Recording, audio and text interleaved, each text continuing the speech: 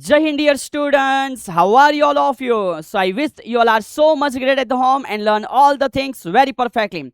So finally, dear students, ધોરણ 11 ના દરેકે દરેક ચેપ્ટરને વન બાય વન આપણે કવર કરતા આગળ વધી રહ્યા છે. આશા રાખું છું કે તમે પણ સર જોડે આ તમામ સેશન છે સમજી લીધા હશે અને ફાઇનલી આજે અગત્યના ચેપ્ટરની આપણે ચર્ચા કરવા જઈ રહ્યા છે. હા, મેં સમજુ છું બેટા કે આ એક જ ચેપ્ટર એવું છે જ્યાં તમને પાછળ જેટલી પણ વસ્તુ તમે રેખીય ગતિમાં ભણ્યા છો એ એક સાથે કોણીય ગતિ માટે કન્વર્ટ કરવાની છે અને દરેકે દરેક વસ્તુને સમજવાની છે. તો ફિકર નહીં કરો બેટા, આજનો લેક્ચર પણ એવો છે, આજનો સેશન પણ એવો છે જ્યાં સર ડાયરેક્ટ તમને બાય ધ કમ્પેરિઝન કેવી રીતે આ ચેપ્ટરને સરળતાથી પૂરું કરવાનું છે એ શીખવશે. અને હા, સ્ટાર્ટિંગની અંદર આપણે કણોના તંત્રની અંદર જે દ્રવ્યમાન કેન્દ્ર છે એના વિશેની સમજૂતી પણ જોઈશું. ઠીક છે, ચલીએ તો સ્ટાર્ટ કરીએ છીએ આજનો સેશન. અને આપના આજના સેશનનું બેટા ધ્યાન રાખજો કે કયા કયા ટોપિકો કવર થવા જઈ રહ્યા છે. તો તમે જાણો છો કે સર અહીંયા બે પ્રકારની ચર્ચા આપણા માટે ખૂબ જરૂરી છે. સૌથી પહેલું જે સેન્ટર ઓફ માસ છે સર, દ્રવ્યમાન કેન્દ્ર, હા એના વિશે તો આપણે પ્રોપર સમજવાનું છે. પણ એ દ્રવ્યમાન કેન્દ્ર સિવાય ધ્યાન રાખજો કે ત્યાર પછી આપણે જ્યારે એન્ટર થઈએ છીએ કોને સમજવા માટે, ચાક ગતિને સમજવા માટે. તો બેટા ચાક ગતિની અંદર જેટલી પણ હવે રાશિઓ આવી રહી છે આ તમામ રાશિ આપણા માટે આવનાર 2 વર્ષોમાં ખૂબ જરૂરી છે. હવે ડેફિનેટલી સેશન જવા થઈ રહ્યો છે કન્ટિન્યુ, તો ત્યાં ક્લાસ નોટ બી બનશે. અહીંયા જે તમે બધી વસ્તુઓ સમજશો ક્યાંક ને ક્યાંક તમારા વાંચવા માટે જરૂરી છે અને તમારા નોટ્સ બનાવવા માટે બી જરૂરી છે. એટલે અત્યારે શાંતિથી આખો સેશન ખાલી સમજવાનો છે બેટા. બહુ તો એક રફ પેજ લઈને બેસો, એ રફ પેજમાં જેટલા પણ ઇક્વેશન આવે છે સર એમસીક્યુ પૂછે છે એની પ્રેક્ટિસ કરો. પણ ક્લાસ નોટ માટે પીડબ્લ્યુ એપ ડાઉનલોડ કરી દેવાની છે. પ્લે સ્ટોર બધાએ જોયેલું છે. એઝ ઇટ ઇઝ જેવી રીતે ગેમ ડાઉનલોડ કરો ને બચપનથી એવી રીતે એપ્લિકેશન પીડબ્લ્યુ ડાઉનલોડ કરી લેવાની. ડાઉનલોડ કરો એટલે અંદર હા ઓટીપી દરેક વિદ્યાર્થીને ખબર છે કે એન્ટર થવા માટે ઓટીપી હોય બેટા. હા ને, બહુ ફિકર નથી કરવાની. ત્યાર પછી બેચનું નેમ સર્ચ કરવાનું. જેમ કે હાલ આપણે આજે ભણી રહ્યા છે એ 11th રિવિઝન છે ગુજરાતી. હા, તો એ રીતે સર્ચ કરો અને ત્યાં જોઈન્ટ પર ક્લિક કરી દેવાનું છે. ફોર ધ ફ્રી છે તો બિંદાસ બેટા જોઈન્ટ કરી લો. અને અંદર તમને આ બધા વિડીયો જે અત્યાર સુધી થઈ ગયા છે ને હવે પછી પણ જે આવી રહ્યા છે એ તમામ મળી જશે. ક્લાસ નોટ પણ મળી જશે. એટલે તમારે છે ને પછી પણ બહુ ફાફા મારવાનું રહેશે કે ભાઈ અહીંયા શોધીએ ત્યાં શોધીએ. અને સાથે સાથે એક ખાસ વસ્તુ કે બેટા આપણે જે હાલ અત્યારે કન્ટિન્યુ કરી રહ્યા છે ને આ બધી વસ્તુનો અપડેટ એ બહુ જ સરળતાથી કેવી રીતે મળે સર? તો ભાઈ વોટ્સએપ. કારણ કે જીવનમાં બાકીની બધી એપ્લિકેશન રોજ ખોલો કે ના ખોલો, કદાચ સમય એવો બી જાય કે કોઈ ફેવરેટ ગેમ તે દિવસે તમે નહીં રમો, પણ વોટ્સએપ વસ્તુ એવી છે ને જે સવારમાં ઉઠવાની સાથે આપણે પહેલાં એકવાર ચેક કરતા હોઈએ છીએ અથવા આપણા ઘરમાં આપણા પેરેન્ટ્સ ચેક કરતા હોય બેટા. તો ધ્યાન રાખો, પીડબ્લ્યુ ગુજરાતી વોટ્સએપ ચેનલ જે છે એ જોઈન્ટ કરી લેવાની છે. એટલા માટે કારણ કે તમે જ્યારે વોટ્સએપ ઓપન કરો તમને આ ચેનલ ઉપર જે આવનાર અપડેટ છે એ મળી જશે. તો બહુ ઇઝી રહેશે કે દરેક વસ્તુ કઈ રીતે જઈ રહી છે એ તમે ટ્રેક કરી લેશો બેટા. બરાબર? તો ફાઇનલી હવે આપણે આપણા ખેલમાં એન્ટર થઈએ છીએ અને વેરી ફર્સ્ટ બેટા જે દ્રવ્યમાન કેન્દ્ર છે ને એ ગજબનો ટોપિક છે. મજા આવી જાય આ ટોપિકને સમજવાની. ક્યાંક તમે આવું જોયું હશે બેટા કે સર એક આંગળી ઉપર આપણે જે ચીડિયા છે એને બેલેન્સ કરીએ. આવી ચીડિયા તમે માર્કેટમાં વેચાતા પણ જોયું હશે બેટા. હા ને, એ સિરામિકની બનેલી હશે, મેટલની બનેલી હશે, પ્લાસ્ટિકની બનેલી હશે. પણ એવી આવી એકદમ સચોટ બેટા એક શેપથી બનાવવામાં આવેલી ચીડિયા છે કે જે ચીડિયાને તમે એના જે પણ આ દેખાય છે ને આ ભાગ બેટા, હા ચોંચ, હા ચીડિયા કી ચોંચ બેટા. એ ચીડિયાની ચોંચને જો તમે એક સિંગલ પોઈન્ટથી આ રીતે કરો છો તો તમને ત્યાં સમગ્ર જે કંઈક આ પંખી છે એ બેલેન્સ થયેલું જોવા મળશે. ઇવન આપણે કેટલાક એવા આર્ટિસ્ટો વિશે પણ આવું સાંભળ્યું હશે કે સર જે અલગ અલગ પ્રકારના પથ્થરો છે ને એને ગજબનું મસ્ત જોરદાર બેલેન્સ કરી નાખે છે સર. તો આ બધી જે ઘટનાઓ છે એમાં ક્યાંક ને ક્યાંક આપણું દ્રવ્યમાન કેન્દ્રનો જે ટોપિક છે એ સંકળાયેલો છે. બચપનમાં તમે આવું ઢીંગલું બી જોયું હશે હો ને કે ભાઈ બોક્સિંગ છે, એ બોક્સિંગ છે સાહેબ એની હાથે બોક્સિંગ કરવાનું ને મારો જોરથી મારો મન થયું મારો ધીમે મારો, એ જે અમારું ઢીંગલું છે એમ માર તો ખાઈ લેશે સાહેબ પણ ફરી પાછું પ્યારથી આગળ આવી જાય કે લે ભાઈ મને પાછું માર, ઠપાક, પાછું આગળ આવી ગયું, પાછું માર, ઠપાક. તો ભાઈ આવું ઢીંગલું બધાએ બચપનમાં ક્યાંક ને ક્યાંક તો જોયું હશે. અહીંયા બી તમારા માટે નાનું ફિઝિક્સ છુપાયેલું છે. અને તમે જાણો છો કે ઘણા આર્ટિસ્ટ બેટા આ રીતે હા ને કંઈક કરતબ કરતા આપણને જોવા મળે છે. તો આ જે કરતબ થઈ રહ્યું છે ને એમાં તમે જોજો ઓલમોસ્ટ આ લોકોની પાસે છે ને બેટા એક આ રીતે મોટી લાકડી હોય છે અને લાકડી દ્વારા આ રીતે એ વ્યક્તિઓ જે દોરી ઉપર ચાલે છે એ ગજબનું કરતબ હોય છે. પણ એમાં બી હા પહેલાં તો સાહસ જોઈએ બેટા. સાહસ તો હર જગ્યાએ જોઈએ, પણ એ સાહસની સાથે અમને ફિઝિક્સ પણ ખબર છે કે ભાઈ આ જગ્યાએ રિયાલિટીમાં અમારું જે દળ છે એ ફેલાયું છે, તો અમારું દ્રવ્યમાન કેન્દ્રને દોરી પર અમે કેન્દ્રિત કરીને અમારા બોડીને બેલેન્સ કરી શકીશું. તો આ પ્રકારનો એક ખાસ ખેલ જે તમે જોવો છો, આ બધા ખેલોમાં જે રહેલો ખાસ ટોપિક છે બેટા, એ આપણા માટે દ્રવ્યમાન કેન્દ્ર છે, જેને આજે અહીંયાથી આસાન ભાષામાં આપણે ભણીશું બેટા. અને હા, નેવર ગીવ અપ બેટા. પ્લીઝ કાળજી રાખજો. તમે ઘણા બધા વન શોટ ભણી લીધા હશે, મેં જાણું છું બેટા, રાઈટ. પણ ક્યાંક એવું થશે કે સર બહુ દોડી લીધું છે, હવે હાંફી ગયા છે, હવે થાકી ગયા છે, કે ભાઈ બસ રૂકી જાય યાર, હવે નથી ભાગવું સાહેબ. હા, અહીંયા અટકી જવું છે, અહીંયાથી આગળ અમારે નથી જવું. સો બેટા શરૂઆત એટલા માટે કરી હતી. રેસ ચાલુ તો જ કરવાની જો આપણી પાસે પૂરું કરવાનો બેટા દમ રહેલો હોય. અને એકવાર ચાલુ કરી લીધી છે તો ક્યાંક આવશે, ક્યાંક સેટબેક આવશે બેટા, ક્યાંક એવું થઈ જશે, ડિમોટિવેટ અનુભવાશે કે સાહેબ બસ યાર, હે ને. પણ ના વાલા, આ જે શરૂઆત થઈ ગઈ છે એની જે પેલી રેડ રિબિન છે ને, હા, જ્યાં રેસ પૂરી થાય છે ત્યાં, એ તમારે કટ કરવી જ પડશે બેટા, ઠીક છે. તો થોડો થાક લાગે છે તો ધીમા ચાલો, હે ને. ફરી પાછો એનર્જાઇઝ ફીલ થાય છે તો ઝડપી ભાગો. કંઈક મુસીબત આવે છે તો એની સામે લડતા શીખો. પણ અટકીને બેસી જવાનું અને ગીવઅપ કરી દેવાનું, આ મૂડ એ તમારા સ્વપ્નને પૂરું કરવા માટે વેલિડ નથી. તો ભાઈ આ વસ્તુ પર ધ્યાન આપવાનું છે. કોઈ પણ મુસીબત આવે જીવનમાં આપણે આગળ વધતા રહેવાનું છે, ધીમે ધીમે. હા, ધીમે ધીમે બેટા, કોઈ વાંધો નહીં, પણ અટકી જવાની આવશ્યકતા નથી. ચલો, તો વેરી ફર્સ્ટ સર, કણોનું તંત્ર એટલે શું? તો બેટા ઘણા બધા કણો છે. હા, ઘણા બધા કણો છે. એનો હવે તમે કંઈક સમગ્ર રીતે અભ્યાસ કરવાની શરૂઆત કરો, એને કણોનું તંત્ર કહેવાય. સર એટલે તો ઇમેજિન કરો કોઈ પદાર્થ છે. હા સાહેબ, આ આપણી પાસે સપોઝ એક પદાર્થ રહેલો છે. તો આ પદાર્થ એ ઘણા બધા ઘટક કણોનો બનેલો છે, આપણે એવું કહી શકીએ. તો ઘણા બધા કણોનો બનેલો આ પદાર્થ, ઇટ મીન્સ કે આપણે એને બોલીએ છીએ કે આ શું છે? તો કે સાહેબ આ જે દેખાઈ રહ્યું છે એ અમારા માટે હાલ કણોનું તંત્ર છે. શું છે? તો કે સાહેબ એને અમે કણોના તંત્ર તરીકે ઓળખીએ છીએ. તો એમાં આપણા માટે સૌથી પહેલી એક નાની વ્યાખ્યા બેટા એન્ટર થાય કે કોને આપણે બેટા દ્રવ્યમાન કેન્દ્ર કહીશું, એટલે કે સેન્ટર ઓફ માસ. ચલો હવે અહીંયા બહુ શાંતિથી આપણે એને સમજવા માટે આગળ વધીએ કે સેન્ટર ઓફ માસ એટલે શું. તો કે સાહેબ મેં વ્યાખ્યા તો ગોખી કાઢું, મને એમાં કોઈ તકલીફ નથી કે કણોનું બનેલું તંત્રનું સમગ્ર દળ જે બિંદુ પર કેન્દ્રિત થયેલું હોય એને અમે દ્રવ્યમાન કેન્દ્ર કહીશું, ધેટ્સ ઇનફ. પણ જ્યારે આપણે એને પ્રેક્ટિકલી સમજવાની શરૂઆત કરીએ તો લોજિક સમજો યાર, કે આ મારી પાસે એક પુઠ્ઠું છે. હવે એ પુઠ્ઠાને મેં આવા કોઈ પોઈન્ટ ઉપરથી આમ બેલેન્સ કરવા જઈશ ને તો સાહેબ આ તો પડી જશે, આ થોડીને બેલેન્સ થાય. મેં આ બાજુથી બેલેન્સ કરવા જઈશ તો આ બાજુ પડી જશે, એ બેલેન્સ નહીં થશે. અને તમે બધા જાણો છો કે સાહેબ તમારે એવું બેલેન્સ કરવું ને તેમ સેન્ટરથી પકડો. ક્યાંથી પકડો? હા, સેન્ટરથી. તો અહીંયા તમને કોઈક એવું બિંદુ પ્રાપ્ત થશે. યસ બેટા, કોઈક એવું બિંદુ પ્રાપ્ત થશે કે જ્યાં તમે એ જે બોક્સ છે, હા, એને બેલેન્સમાં રાખી શકો છો. હોપફુલી બેટા તમે સમજી રહ્યા છો, સમજી ગયા? હા, તો કે સાહેબ અહીંયા આવું એક પોઈન્ટ થઈ ગયો. આ જે પોઈન્ટ છે બેટા, જે એક પોઈન્ટ ઉપર, ઓ ભાઈ હા, સંભળી જા. હા, તો તમે જોઈ રહ્યા છો બેટા કે મેં કોશિશ કરી રહ્યો છે એવા એક પોઈન્ટ સુધી પહોંચવા માટે. હા, અને ફાઇનલી આઈ થિંક મેં એ પોઈન્ટ પર પહોંચી ચૂક્યો છું, મને એવું ફીલ થઈ રહ્યું છે. ઠીક છે, તો સમજો યાર, આ એવું એક પોઈન્ટ હવે ફાઇનલી આવી ગયું છે જ્યાં પણ મારી 1, 2, 3 આંગળી જે રહેલી છે, you have to accept it. તો આ એવું એક પોઈન્ટ છે કે જ્યાં મેં આ જે સમગ્ર તંત્ર છે એને સંતુલિત કરી રાખ્યું છે, અને આપણે બોલીશું કે આ દ્રવ્યમાન કેન્દ્ર છે. પછી ભલે, અરે ભાઈ ગયો, હા, પછી ભલે સ્થિર હોય કે ભલે ગતિમાં હોય, આવા બિંદુને આપણે દ્રવ્યમાન કેન્દ્ર કહેવાનું છે. હવે તમે એની વ્યાખ્યા ગોખો ના ગોખા, ઇટ્સ ઓકે બેટા, ઇઝી છે. તો સાહેબ આપણા લોકોને સવાલ કેવી રીતે પૂછશે? તો સવાલ બહુ સિમ્પલ છે બેટા. આપણને કહેશે કે સૌથી પહેલા 2 કણોનું તંત્ર છે, એનું દ્રવ્યમાન કેન્દ્ર તમારે શોધવાનું છે. ચલો, તો અહીંયાથી હવે સર સ્ટાર્ટ કરે છે બેટા. ઇમેજિન કરો કે આપણી એક લાઈન છે. ઓકે સર, નો પ્રોબ્લેમ. ચલો, હવે આ જે પણ લાઈન છે એની અંદર આપણે માનીએ છીએ કે સર આ અમારા માટે સ્ટાર્ટિંગ પોઈન્ટ છે, જેને અમે ઉગમ બિંદુ અથવા ઉદ્ગમ બિંદુ તરીકે ઓળખીએ છીએ. તો ભાઈ માનો આ આપણા માટે ઉગમ બિંદુ છે, કે જે ઉગમ બિંદુ માટે અત્યારે એક્સયામ 0 અને વાયયામ પણ કેવા છે? 0 છે. હવે એ ઉગમ બિંદુથી અતિ દૂર અથવા નજીક ગમે ત્યાં કોઈ પદાર્થ છે જે રહેલો છે, અને ઇમેજિન કરો કે આનું જે દળ છે ને બેટા, એ દળ m1 છે. ઓકે સર, અને એનું ઉગમ બિંદુથી કંઈક અંતર હશે. તો ધારી લો બેટા કે ઉગમ બિંદુથી જે પહેલા કણનું અંતર છે ને, એ અંતર આપણી પાસે x1 છે. વન્સ અગેન બેટા, હે ને, કે સર અહીંયા અમારો જે કણ છે એ કણ m1 દળ ધરાવે અને એનું જે અંતર છે એ કેટલું છે? x1 છે. તો સિમિલરલી બેટા અહીંયાથી આપણે એક બીજો બી કણ લઈ લઈએ તો કે હા સર કોઈ વાંધો નહીં.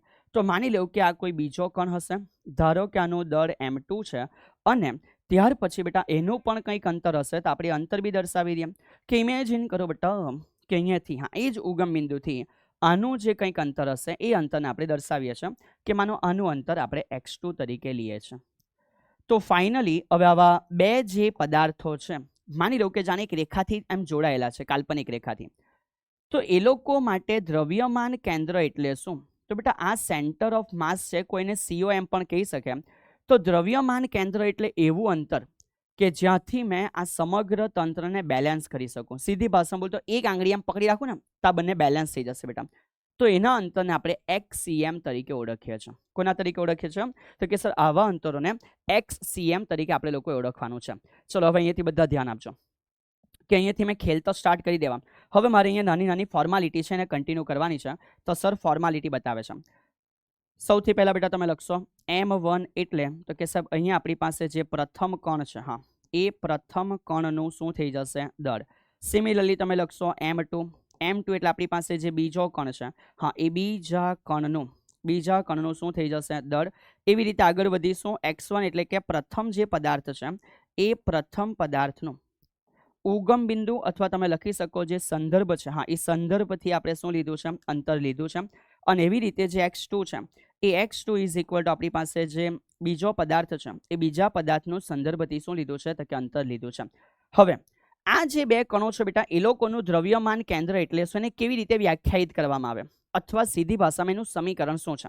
તો ધ્યાન રાખજો કે આવા તંત્રનું આવું જે તંત્ર છે એ આવા તંત્રનું દ્રવ્યમાન કેન્દ્ર એ ક્યાં મળશે?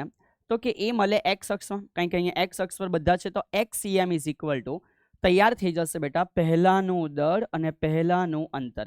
સેમ એવી રીતે બીજાનું દળ અને બીજાનું અંતર ના છેદમાં તમને મળશે પહેલાનું દળ વત્તા બીજાનું દળ. ચલીએ તો આ ફાઇનલી બેટા તમારા માટે દ્રવ્યમાન કેન્દ્ર ના સ્થાન એટલે કે એના અંતરને દર્શાવતું સમીકરણ તૈયાર થયું. હવે અહીંયા બધા ધ્યાન આપજો. આ તો નોર્મલ ખેલ છે. જો મને એક નાની કન્ડિશન આપવામાં આવે કે ઇમેજિન કરો ભાઈ, હા ઇમેજિન કરો કે કદાચ બંને પદાર્થ જે છે એના દળ સેમ છે. ઓકે, તો આપણે એક ખાસ કન્ડિશન રાખેલી છે કે ઇફ માની લો બેટા ઇફ કદાચ અહીંયાથી એવું થાય છે કે પહેલાનું દળ અને બીજાનું દળ સેમ છે અને માનો એની કિંમત કેટલી છે? m છે. તો આવું હોય ત્યારે શું કરીશું? તો તેવા ખેલમાં બેટા આપણે XCM ઇઝ ઇક્વલ ટુ લખીશું કે પહેલાનું દળ m છે, અંતર x1 છે, બીજાનું પણ દળ m છે, અંતર x2 છે, છેદમાં દળ હવે બંનેનું m વત્તા m થઈ જશે. તો બેટા અહીંયાથી m અને m કોમન નીકળી જશે અને નીચે 2m હોવાથી m કેન્સલ થઈ ગયો. તો આન્સર x1 વત્તા x2 ભાગ્યા 2 જેટલો પ્રાપ્ત થાય છે. તો આ ખેલ આપણને બેટા ખબર પડવો જોઈએ, બરાબર છે. તો આને કહેવાય જો બંને કણોના દળ સરખા હોય ત્યારે. હવે આ જવાબ કેવો છે ખબર? ઇનડાયરેક્ટલી આ જવાબ એવો છે બેટા જે બેનું સેન્ટર હશે. કેવી રીતે? તો કે એક 10 સેન્ટીમીટર પર બીજો 20 ઉપર, તો 10 અને 20 તો કે 30 ભાગ્યા 2 તો કે 15 આવી ગયું સેન્ટર. તો બંનેના દળ કેવા છે? સેમ છે. સો બંનેના દળ સેમ હોય ત્યારે દ્રવ્યમાન કેન્દ્ર જે છે એ તમને એ લોકોને જોડતી રેખાના મધ્ય બિંદુ પર પ્રાપ્ત થશે. આવું આપણે દિમાગમાં ફિટ રાખવાનું છે. અને સેમ આ જ ખેલ આપણે અહીંયાથી કન્ટિન્યુ કરીએ છીએ. જો તંત્ર સાંભળજો, જો તંત્ર n કણોનું બનેલું હોય, સમજી ગયા? તો કે હા સાહેબ, જો આપણું તંત્ર છે એ n કણોનું બનેલું હોય તો સેમ આ જ સમીકરણ હશે બેટા. એમાં બહુ ફિકર કરવાની જરૂર નથી કે XCM ઇઝ ઇક્વલ ટુ પહેલાનું દળ પહેલાનું અંતર, બીજાનું દળ બીજાનું અંતર, અને એવી રીતે બેટા એન્ડ ઓન સુધી, રાઈટ છે, કે જેટલા બી કણો છે એના માટે mn ઇન્ટુ xn આપણને પ્રાપ્ત થશે. ના છેદમાં n કણો છે તો n કણો માટે દળ પણ આવી જશે કે m1 વત્તા m2 વત્તા અપ ટુ કાં સુધી હશે? mn સુધી હશે.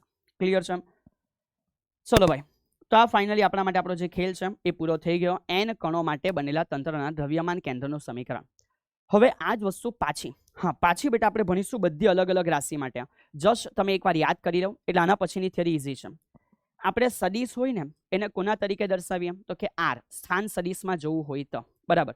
સેમ એવી રીતે એ જે સ્થાન સદિશ છે, અંતર છે, એનું સમયની સાપેક્ષે વિકલન કરીએ સર આપણને વેગ મળી જાય. પરફેક્ટ. વેગનું ફરી પાછું વિકલન કરીએ પ્રવેગ મળી જશે. તો આ સમગ્ર થિયરી આપણે ફરી પાછી કરવાની છે. નાના નાના ક્વેશ્ચન એમાંથી તૈયાર થાય. 2 માર્કનો સવાલ બનાવી શકાય, 3 માર્કનો સવાલ બનાવી શકાય. તો સ્ટાર્ટ કરીએ બેટા. આ સવાલ બહુ સિમ્પલી, કોઈ બી સવાલ તમને પૂછવામાં આવશે આરામથી બની જશે. પણ એના પહેલા સર અહીંયા જે કન્ટિન્યુ કરાવે છે બેટા, એ તમારે લોકોએ ધ્યાન રાખવાનું છે. ચલિए, તો અહીંયાથી આપણે જે સવાલ સમજવાના છે, હેશટેગ સમજો. અહીંયાથી સર શું કહે છે કે હેશટેગ બેટા n કણ છે. તો n કણો માટે આપણે અહીંયા ખેલ ચાલુ કરીએ છીએ. સૌથી પહેલું આપણે જે મેળવવાના છે એ છે દ્રવ્યમાન કેન્દ્ર. દ્રવ્યમાન કેન્દ્રના સ્થાન સદિશનું, સ્થાન સદિશ છે એ સ્થાન સદિશનું સમીકરણ. બરાબર બેટા. ચલો, તો હવે એમાં કંઈ ડિફિકલ્ટ છે નથી. સિમ્પલી આપણે એક નાની સિસ્ટમ છે ડેવલપ કરીશું. તો જોતા જાઓ અને સમજતા જાઓ કે સર માની લો કે આપણી પાસે એમ આવી રીતે n કણોનું બનેલું તંત્ર છે. એના XYZ જે યામ મન થાય એ તમે લોકો લઈ શકો બેટા. એમાં બહુ ફિકર કરવાની જરૂર નથી. તો માનો અહીંયા સાહેબ કદાચ કોઈ પહેલો કણ હશે, આ બાજુ કદાચ કોઈ બીજો કણ હશે, આ બાજુ કદાચ કોઈ ત્રીજો કણ હશે, આ બાજુ એવી રીતે n કણો રહેલા છે. બધાના પોતપોતાના દળો આપણે દર્શાવી દઈએ. પહેલાનો સ્થાન સદિશ R1, એનો દળ M1, બીજાનું દળ M2, એનો સ્થાન સદિશ R2, સેમ એવી રીતે ત્રીજાનું દળ M3, એનો સ્થાન સદિશ R3, અને છેલ્લાનું દળ Mn, એનો સ્થાન સદિશ Rn. હવે આ લોકોનું દ્રવ્યમાન કેન્દ્ર કોઈક તો જગ્યા હશે ને. તો ક્યાં છે? આખાનું બી દ્રવ્યમાન કેન્દ્ર કોઈક તો જગ્યા હશે. તો ઇમેજિન કરો કે આ બધાનું ભેગું થઈને આવી જગ્યાએ બેટા ફાઇનલી તૈયાર થાય છે કે ભાઈ આ બધાનું સેન્ટર ઓફ માસ છે. તો એનો સ્થાન સદિશ શું હશે એ આપણા માટે બેટા ક્વેશ્ચન છે. સમજી ગયા? તો સાહેબ અહીંયા પહેલા ફોર્માલિટી કરવાની બેટા. ચલો, ફોર્માલિટી તમે શું કરશો? M1 બરાબર પ્રથમ કણનું દળ, બીજા કણનું દળ, એવી રીતે આગળ વધતા લખવાનું કે n માં કણનું દળ છે. સિમિલરલી R1 એટલે શું? પહેલા કણનો સ્થાન સદિશ. R2 એટલે શું? બીજા કણનો સ્થાન સદિશ. એવી રીતે Rn સુધી જવાનો કે સર n માં કણનો સ્થાન સદિશ. અહીંયા ડેશ ડેશ બતાવી દેવાનું. હા, ડેશ ડેશ ડેશ થઈ ગયું. તો ક્યાં તમારી ફોર્માલિટી પતી ગઈ, તમારી આકૃતિ તૈયાર થઈ ગઈ. લખવાનું કે આકૃતિમાં n કણોના બનેલા તંત્રને દર્શાવવામાં આવેલું છે. શું લખવાનું? તો કે સર આકૃતિમાં n કણોનું બનેલું તંત્ર દર્શાવ્યું છે. હવે આગળ વધો બેટા, આગળ વધો બિંદાસ અહીંયાથી. તો કે સર ફાઇનલી હવે આપણે લખી શકીએ કે RCM આવા તંત્રના દ્રવ્યમાન કેન્દ્રનો યામ is equal to M1 R1, okay, plus M2 R2, okay sir, અને finally plus plus plus up to છેલ્લે શું આવી જશે? તો છેલ્લે આવી જશે Mn Rn. ક્લિયર છે? ના છેદમાં બેટા બધાનું દળ થઈ જશે. સો લખી શકાય M1 વત્તા M2 વત્તા અપ ટુ શું છે? તો કે સાહેબ Mn છે.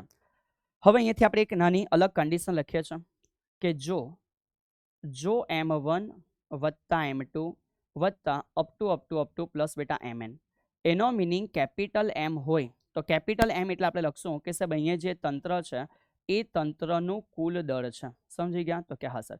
તો તંત્રનું કુલ દળ છે, ઇટ મીન્સ કે આ નીચે બધાને ભેગો કરીને ઉપર આપણે લઈ ગયા. તો ઉપર લઈ જવાથી સમીકરણ તૈયાર થયું કે ટોટલ દળ M છે ઇન્ટુ RCM એટલે કે દ્રવ્યમાન કેન્દ્રનો સ્થાન સદિશ છે ઇઝ ઇક્વલ ટુ તૈયાર થશે M1 R1 plus M2 R2. Okay સાહેબ, સમજી ગયા? પ્લસ ચાલ્યા જ કરશે. હા સાહેબ, ચાલ્યા કરશે. પ્લસ અપ ટુ શું આવી જશે? તો કે Mn Rn આપણને મળે છે. ક્લિયર બેટા? તો તમારા માટે આ બી સમીકરણ જ છે કે જે n કણોના તંત્ર માટે દ્રવ્યમાન કેન્દ્ર બતાવે છે, ના નથી. હવે ખેલ ચાલુ થયો બેટા. સાંભળજો, આપણને કોણ મળી ગયું? સ્થાન સદિશ આપણને પ્રાપ્ત થઈ ગયો. જેવું મેં એનું સમયની સાથે વિકલન કરીશ એટલે મને વેગ મળી જશે સાહેબ. સીધી વસ્તુ છે. તો અહીંયાથી માનો તમને પૂછે છે કે n કણો માટે વેગ સદિશ મેળવો. સો પછી આપણે લખવાનું કે જે આપણું સમીકરણ છે એ સમીકરણ 1 નું શું કરવાના? તો કે સાહેબ એનું સમયની સાપેક્ષે વિકલન કરવાના.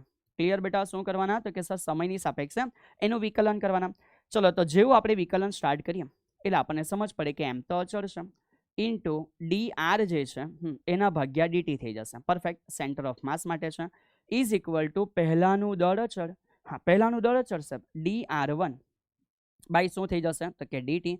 સેમ એવી રીતે બીજા માટે થઈ જશે કે ભાઈ M2 છે ઇન્ટુ dr2 જે છે બાય dt થઈ જશે. અને આવું કેટલા કણો માટે છે? તો કે સાહેબ આપણી પાસે n કણો માટે છે. તો કે ઇન્ટુ dRn બાય શું થઈ જશે dt. ચલો હવે આપણે બધાને ખબર જ છે કે વિકલન કરવાથી વેગ મળે તો કોઈ ટાઈમ પાસ નહીં, m ઇન્ટુ VCM.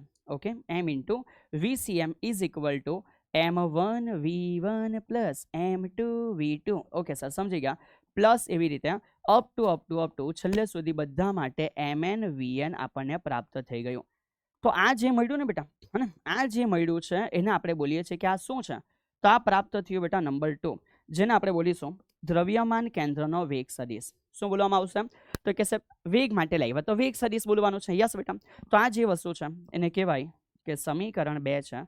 સમીકરણ 2 એ જે દ્રવ્યમાન કેન્દ્ર છે એ દ્રવ્યમાન કેન્દ્રના જે વેગ સદિશ, હા, એ વેગ સદિશને દર્શાવે છે.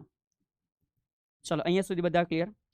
હવે અહીંયાથી આગળ વધવાનું છે બેટા, અને કંઈક નાની બીજી નવી વસ્તુ આપણે એડ કરવાની છે. તો અહીંયા સુધી તો આપણે આવી ગયા છે, ધેટ્સ બેસ્ટ બેટા, હા ને, અહીંયા સુધી આપણે આવી ગયા એ બેસ્ટ વસ્તુ છે. પણ આમાં જ આપણે હવે ફરી પાછો બેટા જે સવાલ એન્ટર થશે, સાંભળજો, મસ્ત સવાલ છે કે હેશટેગ આના પછીનો આપણો સવાલ શું હોય. તો આપણે આજે છેલ્લું સમીકરણ લાવ્યા છે બેટા, હવે એના પરથી આગળ વધવાનું. આ બધી વસ્તુઓ સેમ છે, હા ને, કોઈ ના નથી બેટા, બધી વસ્તુઓ સેમ છે. જેવો તમારી પાસે વેગ સદિશ તમને પ્રાપ્ત થઈ ગયો એટલે વેગ સદિશ પછી હવે આપણે એ જ આકૃતિ, એ જ બધું સેમ કન્ટિન્યુ રાખવાનું છે અને વેગ સદિશમાં આગળ જવાના. હવે આપણે એના માટે વેગમાનની વાતો કરવાના. કોની વાતો કરીશું? તો કે છે વેગમાનની. ચલો સાંભળજો. હવે આપણે અહીંથી લખી શકીએ કે જ્યાં m1 v1 okay is equal two p1, એટલે કે જે પ્રથમ કણ છે એ પ્રથમ કણનું શું થઈ જશે? વેગમાન. સમજી ગયા? હા, તો સેમ આવી રીતે બેટા બધા માટે n કણ સુધી આપણે લોકો લખી શકીએ કે n કણનું વેગમાન થઈ જશે. તો પાછું એ જ સમીકરણ કન્ટિન્યુ ઉપરથી કે ભાઈ માટે m VCM is equal two આપણે લખી શકીએ કે સાહેબ આ p1 પહેલાનું વેગમાન વત્તા p2 બીજાનું વેગમાન, એવી રીતે n કણોનું વેગમાન અમને જોવા મળે છે. તો આ ફાઇનલી તમારું વેગમાનનું સમીકરણ તૈયાર થયું બેટા. શું તૈયાર થયું? તો કે વેગમાનનું સમીકરણ તૈયાર થયું. તો અહીંયાથી આપણને પૂછવામાં આવે શું દર્શાવો, બહુ શાંતિથી સાંભળજો, દર્શાવો કે દ્રવ્યમાન કેન્દ્રના વેગ સદિશ. ઓકે, દ્રવ્યમાન કેન્દ્રના વેગ સદિશ અને એનું દળ એટલે કે સમગ્ર તંત્રનું દળ, આ બેનો જે ગુણાકાર છે એ કરવાથી તમને સમગ્ર તંત્રનું વેગમાન મળે છે. તો અહીંયા આપણે બેટા આ વસ્તુને ફૂલફિલ કરી. તો આને આપણે આપી દઈએ છીએ ભાઈ, આ અમારા માટે માની લો કે સમીકરણ નંબર 3 છે. હવે હજુ આગળ કે જો આપણે સમીકરણ 3 છે એનું ફરી પાછું સમયની સાપેક્ષે શું કરીએ? તો કે સર વિકલન કરીએ. તો એ વિકલન કરવાથી હવે અહીંયા તમને આઈડિયા આવી જશે. તો કે સાહેબ અહીંયા m જે છે એ m અચળ dVCM ના છેદમાં શું થઈ ગયું? તો કે સાહેબ dt થઈ ગયું. ઇનડાયરેક્ટલી આપણે આ બાજુ વિકલન કરીએ તો dp વેગમાનનું સમયની સાપેક્ષે વિકલન, ન્યૂટનની ગતિનો બીજો નિયમ શું કહે? સાહેબ આ આપણને બળ આપે છે. શું આપે છે? બળ. તો ફાઇનલી બેટા આજે મળ્યું એ n કણોના તંત્ર માટે, જે n કણ છે બેટા એ n કણોના તંત્ર માટે શું છે? તો કે ભાઈ n કણોના તંત્ર માટે ન્યૂટનની ગતિનો બીજો નિયમ છે. કોણ છે? તો કે સાહેબ ન્યૂટનની ગતિનો બીજો નિયમ છે. તો આવા નાના નાના સવાલ બેટા અહીંથી તૈયાર થતા હોય છે. બરાબર છે? ચલો હવે તમને એવું લાગે છે કે તમે અહીંયા સુધી પ્રોપર સમજી ગયા છો તો જરા એકવાર સરને કોમેન્ટ સેક્શનમાં આઈડિયા આપો તો કે સર દ્રવ્યમાન કેન્દ્ર સેન્ટર ઓફ માસનો જે કન્સેપ્ટ છે ઇઝી છે. ચલીએ બેટા, એકવાર સરને કોમેન્ટ સેક્શનમાં જણાવી દઉં કે દ્રવ્યમાન કેન્દ્રવાળો જે કન્સેપ્ટ છે એ થિયોરિટિકલી આપણા માટે ઘણો કેવો છે? ઇઝી છે. બરાબર છે? હા. હવે બેટા અહીંથી સર આગળ વધારે છે કે આપણને એક આવો નાનો MCQ આપે કે સર આ જગ્યાએ આપણને એવું કીધું છે કે 8 ગ્રામ અને 6 ગ્રામ છે. ઓકે, એવા બે કણો વચ્ચેનું અંતર 42 છે. તેનાથી બનેલા તંત્રનું દ્રવ્યમાન કેન્દ્ર 8 ગ્રામ વાળા પદાર્થની સાપેક્ષે કેટલું દૂર? તો તમારે શું કરવાનું ખબર? જેની સાપેક્ષે પૂછે ને એને ઉગમ બિંદુ પર લઈ લેવાનો. ઓકે સાહેબ, જેની સાપેક્ષે પૂછે એને ઉગમ બિંદુ પર લઈ લેવાનું. બોલો બીજું કોણ છે? તો કે બીજો 6 ગ્રામ છે અને બેની વચ્ચે ટોટલ જે ડિસ્ટન્સ છે 42 સેન્ટીમીટર છે. કેટલા સેન્ટીમીટર? 42. તો બોલો આનું દ્રવ્યમાન કેન્દ્ર ક્યાં હશે? તો આને આપણે કહી દઈએ સેન્ટર ઓફ માસ. પહેલાથી અંતર કેટલું છે? તો કે સાહેબ પહેલાથી અંતર આપણે નથી જાણતા, 8 વાળાથી. તો માની લો કે આ x છે, તો આનું અંતર કેટલું થશે? 42 ઓછા x હશે. બરાબર છે? તો તમે આ રીતે બેટા આરામથી આ ક્વેશ્ચનને સોલ્વ કરી શકો છો. જેની કમ્પેરમાં માંગે છે એને તમારે લઈ લેવાનું બેટા કઈ જગ્યાએ? ઉગમ બિંદુ પર. સાહેબ અમે એને ટેકલ કરીશું. ચલો હવે XCM દ્રવ્યમાન કેન્દ્ર ક્યાં હશે? પહેલાનું અંતર, બીજાનું અંતર, છેદમાં સર પહેલાનું દળ વત્તા બીજાનું દળ. ચલો બેટા, સરે શું શીખવ્યું? પહેલાનું દળ સાહેબ 8 છે, પણ એને આપણે પોતે ઉગમ બિંદુ પર લીધો તો 0. બીજાનું દળ 6 છે. હવે અહીંયાથી બીજો કેટલો દૂર? ઉગમ બિંદુથી સાહેબ બીજો 42 પર છે, ના છેદમાં 2 નું દળ 8 વત્તા 6 છે. તો હવે અહીંયાથી તમારું કામ છે બેટા, તમારે આન્સર જે છે હને એ સરને કોમેન્ટ સેક્શનમાં જણાવવાનો છે. તો આ આન્સર જે તમારો તૈયાર થશે એ આજના લેક્ચરની કોમેન્ટ એ હશે, રાઈટ છે. અને તમારો આન્સર બેટા તમારે હવે કોમેન્ટ સેક્શનમાં લખીને સર જોડે શેર કરવાનો રહેશે, બરાબર છે. ચલો, તો હવે અહીંયાથી આપણે આગળ વધીએ છીએ કે સર દ્વિપરિમાણમાં દ્રવ્યમાન કેન્દ્રમાં વેગ જે છે, દ્રવ્યમાન કેન્દ્રનું સમીકરણ તો આપણે એને ભણી ગયા બેટા સદિશ સ્વરૂપે, હે ને? કઈ રીતે બેટા? સદિશ સ્વરૂપે. એ જ વસ્તુ ત્રિપરિમાણમાં તો આર જ લખવાનો, પણ એનો મિનિંગ XYZ થશે. પેલામાં ખાલી આરનો મિનિંગ XY થતો હોય છે. ચલો, હવે અહીંયાથી આપણે આગળ વધીએ છીએ બેટા નેક્સ્ટ અગાડી કે અહીંયા નેક્સ્ટ આ બધું પતી જાય ને પછી એક નાનો સવાલ છે કે અલગ અલગ વસ્તુના દ્રવ્યમાન કેન્દ્ર ક્યાં આવેલા છે દર્શાવો. તો આપણે જાણીએ બેટા કે જ્યારે સમમિતિવાળા પદાર્થો હોય તો એમના માટે એમનું દ્રવ્યમાન કેન્દ્ર એ એના સેન્ટરમાં આપણે દર્શાવતા હોઈએ. જેમ કે સાહેબ આપણી પાસે કોઈ ગોળો છે, ઓકે પરફેક્ટ બેટા, તો ગોળાનું દ્રવ્યમાન કેન્દ્ર એના સેન્ટર પર હશે સર. સીધી વસ્તુ છે ને, એમાં કંઈ તકલીફવાળું છે નથી. સેમ એવી રીતે આપણને એવું કીધું છે કે ગોળા પછી વર્તુળાકાર તકતી છે, તો તકતીનું દ્રવ્યમાન કેન્દ્ર છે આવી રીતે હશે. તકતીના કેન્દ્ર પર નળાકારનું દ્રવ્યમાન કેન્દ્ર તો આપણે બોલી શકીએ કે જે અક્ષ છે ને બેટા એ અક્ષનું મધ્ય બિંદુ, એ અક્ષનું જે મધ્ય બિંદુ છે એ આપણા માટે નળાકારનું કેન્દ્ર છે. સેમ એવી રીતે લંબચોરસ જો તકતી હોય તો એ લંબચોરસ તકતી માટે જે વિકર્ણનું છેદન બિંદુ છે એ વિકર્ણનું છેદન બિંદુ એ આપણા માટે શું છે? દ્રવ્યમાન કેન્દ્ર છે. સીધી વસ્તુ છે બેટા, આરામથી તમે સમજી શકો એ પ્રકારનું છે. નેક્સ્ટ અગાડી સાહેબ આના પછી શું છે? તો માનો કોઈ આપણને કહે છે કે ત્રિકોણ આકાર પ્લેટ છે, તો ત્રિકોણ આકાર પ્લેટ માટે આ બધી એની જે મધ્યગા બેટા ભેગી થાય ને, હા સાહેબ, તો કે એની જે મધ્યગા છે એનું છેદન બિંદુ એ આપણા માટે દ્રવ્યમાન કેન્દ્ર છે. સેમ એવી રીતે કોઈ સળિયો હોય તો સળિયા માટે તમે જોઈ શકો છો આ સળિયાની એક અક્ષ પસાર થઈ રહી છે, તો એના માટે એ અક્ષનું મધ્ય બિંદુ એ તમારા માટે સળિયા માટે થઈ ગયું બેટા. સેમ અગાડી કોઈ સમઘન છે તો સમઘનના આ બધા પોઈન્ટ બેટા આ રીતે ક્રોસ થશે, તો જે જગ્યાએના વિકર્ણ ભેગા થાય છે એટલે કે વિકર્ણનું જે છેદન બિંદુ છે એ તમારા સમઘન માટે છે. અને એક નાના મસ્ત એવા MCQ તરીકે ધ્યાન રાખજો બેટા કે શંકુ કેવો શેપ હશે? શંકુ. તો શંકુમાં જે સેન્ટર દેખાય છે એ નીચેથી 1/4 અને ઉપરથી 3/4 એની ટોટલ જે આ લંબાઈ છે ને એની, હા સાહેબ, પાયાથી ઊંચાઈ એના જેટલું હોય છે. પણ અત્યારે ધ્યાન રાખજો બેટા આ જે શંકુ જે તમને સરે બતાવ્યો છે એ મારા ખ્યાલ પ્રમાણે પોલો શંકુ છે. કેવો છે બેટા? પોલો. પાછો આખો ભરેલો શંકુ હોય ને તો એમાં ખેલ ચેન્જ થઈ જાય, તો આ પોલો શંકુ છે, ધ્યાન રાખવાનું. હવે અહીંયાથી એક નાનો MCQ બેટા, સાહેબ આ શું લાવ્યો બેટા? તો આ MCQ ખરેખર ગજબનો MCQ છે. MCQ એમ કહે છે કે કેટલાક પદાર્થો માટે જે દ્રવ્યમાન કેન્દ્ર હોય ને બેટા એ દ્રવ્યમાન કેન્દ્ર અંદર આવેલું હોઈ શકે અથવા દ્રવ્યમાન કેન્દ્ર બહાર આવેલું હોઈ શકે.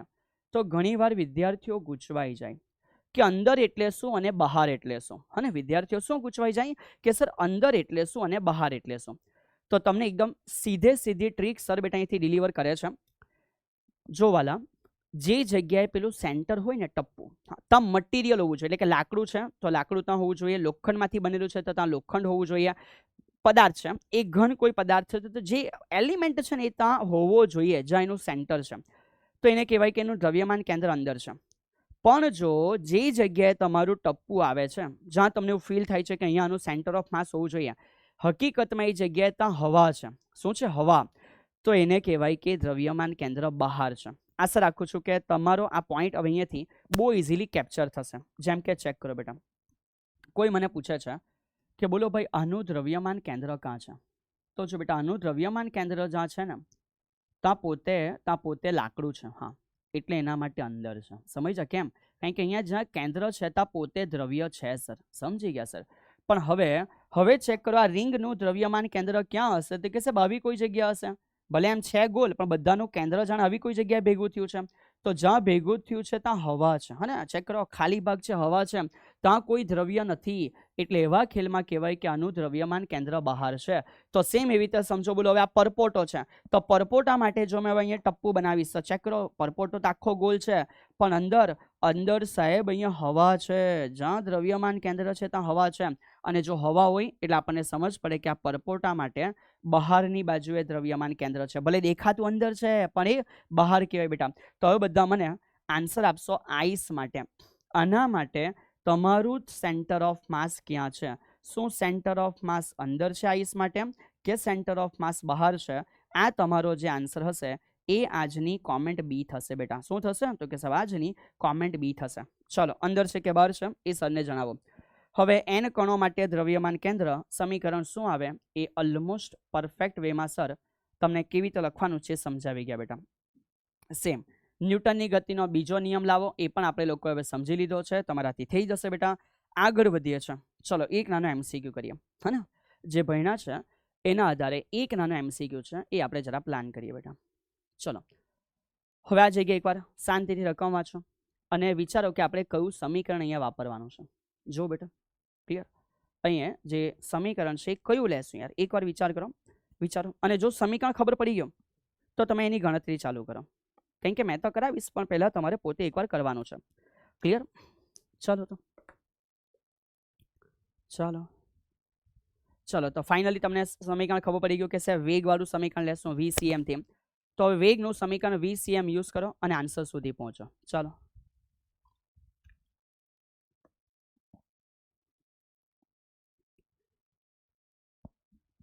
ઓકે. સો સાહેબ અહીંયા 3 કિલોગ્રામનું એક પક્ષી છે.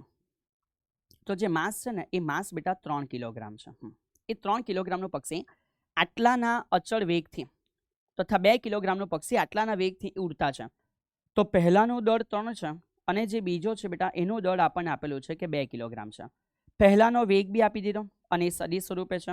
બીજાનો વેગ પણ આપી દીધો, એ પણ સદિશ સ્વરૂપે છે સર. અને જો આવું હોય તો પૂછ્યું છે તંત્રના જે દ્રવ્યમાન કેન્દ્ર VCM જે છે એનો આન્સર આપણે લોકોએ મેળવવાનો છે. ઓકે બેટા, ચલો તો ફાઇનલી સર અહીંયાથી તમારા માટે સ્ટાર્ટ કરે છે કે જો વાલા VCM છે, બહુ સરળ વસ્તુ છે કે VCM is equal to M1 V1 okay વત્તા M2 V2 છે ના છેદમાં આપણને મળે છે કે પહેલાનું દળ વત્તા બીજાનું દળ. બરાબર છે, હને? તો આ થઈ ગયું બેટા M1 V1 અને M2 V2. કિંમત મૂકીને આપણે આગળ વધીએ છીએ. પહેલાનું દળ કેટલું છે સર? પહેલાનું દળ પક્ષીનું 3 આપ્યું છે, એનો વેગ કેટલો છે? 2 I કેપ અને ઓછા 4 J કેપ. સાંભળજો, 2 I કેપ અને ઓછા 4 J કેપ. તો 2 I કેપ કોમા ઓછા 4 J કેપ, આવી રીતે આપણી પાસે કંઈક વેગ છે. કોઈ પ્રોબ્લેમ નહીં સાહેબ, આગળ વધો. ના, પણ આમાં અલ્પવિરામ નહીં કરીશ. આપ્યું છે એ પેટર્નથી જ આપણે લખીશું, રાઈટ? આપ્યું છે એ પેટર્નથી જ આપણે લોકો અહીંયાથી આગળ લખીશું બેટા. ચલો સાંભળજો. તો મેં અહીંયા એને સીધું કન્વર્ટ કરું છું કે આ સીધો 2 છે કોમા એનો વાયનો યામ છે -4 છે વત્તા દળ બીજાનું 2 છે અને એનો વેગ 2,6 આપણી પાસે છે છેદમાં દળોનો સરવાળો એટલે કે 3 વત્તા 2. ચલો અંદર એન્ટ્રી લઈ લઈએ છીએ. સર અંદર જાય 3 દુ 6 થઈ જશે, ઓકે, વત્તા અંદર જાય 2 ને 2 4 થઈ જશે. આ કયો યામ થયો? એક્સ યામ. આ અંદર જાય તો 4 તલી 12 થશે વત્તા અંદર જાય તો 4 તલી 12 થશે ના છેદમાં આપણી પાસે 3 ને 2 5 રહેલા છે. તો 6 ને 4 10, 10 ભાગ્યા 5 એટલે 2 અને 12 માંથી 12 જાય તો 0. તો જવાબ બેટા 2,0 છે. તો 2 I કેપ અને 0 J કેપ એવો આન્સર કયો છે? ઓપ્શન ડી છે. ચલો તો ફાઇનલી દાખલો ઇઝી છે, આપણા લોકોથી થવો જોઈએ. હવે આના પછી બેટા એક નાની ચર્ચા હું તમને ખાલી જણાવી રાખું છું કે એક એવી પેટર્ન છે કે જ્યાં આપણે લોકોએ એની સૈદ્ધાંતિક રીતનો ઉપયોગ કરવાનો હોય. ઓકે, બહુ વધારે પડતું એવું ચિંતા કરવાની આવશ્યકતા નથી બેટા, જ્યારે આપણે પ્યોર બોર્ડ લેવલ માટે તૈયારી કરી રહ્યા છે. બટ આ સૈદ્ધાંતિક રીત શું કહે છે કે માનો કદાચ કોઈ પદાર્થ અનઇવન હોય બેટા, હા ને, સમમિતિવાળા પદાર્થો અલગ વસ્તુ છે, પણ કદાચ સાહેબ માની લેવું કે કોઈ પદાર્થ એમ અનઇવન છે, એવો અનઇવન પદાર્થ છે જે આપણી પાસે ક્યાંક આવી રીતે બેટા રહેલો છે. ઓકે સાહેબ, નો ઇશ્યુ. તો આવી રીતે કોઈ અનઇવન પદાર્થ બેટા રહેલો હોય તો એના માટે પછી કેવી રીતે દ્રવ્યમાન કેન્દ્ર શોધાય ખબર? કે એનો કોઈ નાનામાં નાનો ભાગ હશે. હા સર, એનો કોઈ નાનામાં નાનો ભાગ હશે બેટા, એ ભાગનું સૂક્ષ્મ દળ dm થશે. ઓકે સર, નો ઇશ્યુ. અને એના માટે બેટા એનો માની લેવું કે કંઈક સ્થાન સદિશ હશે. તો હવે એવા નાના નાના માટે આપણે ભેગું કરીને પછી કામ ચાલુ કરવું પડે. તો ત્યારે ફાઇનલી આન્સર કેવી રીતે આવે ખબર? કે પહેલા XCM શોધો. XCM એટલે છે શું? તો કે ભાઈ સંકલનમાં જેનું અંતર હશે એક્સમાં એનું ડીએમ સાથે ના છેદમાં સંકલનમાં ડીએમ અને પછી સૂક્ષ્મ ડીએમ ભેગું કરવાથી ટોટલ દર થઈ જાય તો 1/m into x into DM. આ સમીકરણ તમારા માટે બેટા કામ આવે. તો એવું નથી કે સર અહીંયા ખાલી એક્સ અક્ષ માટે બતાવ્યું છે.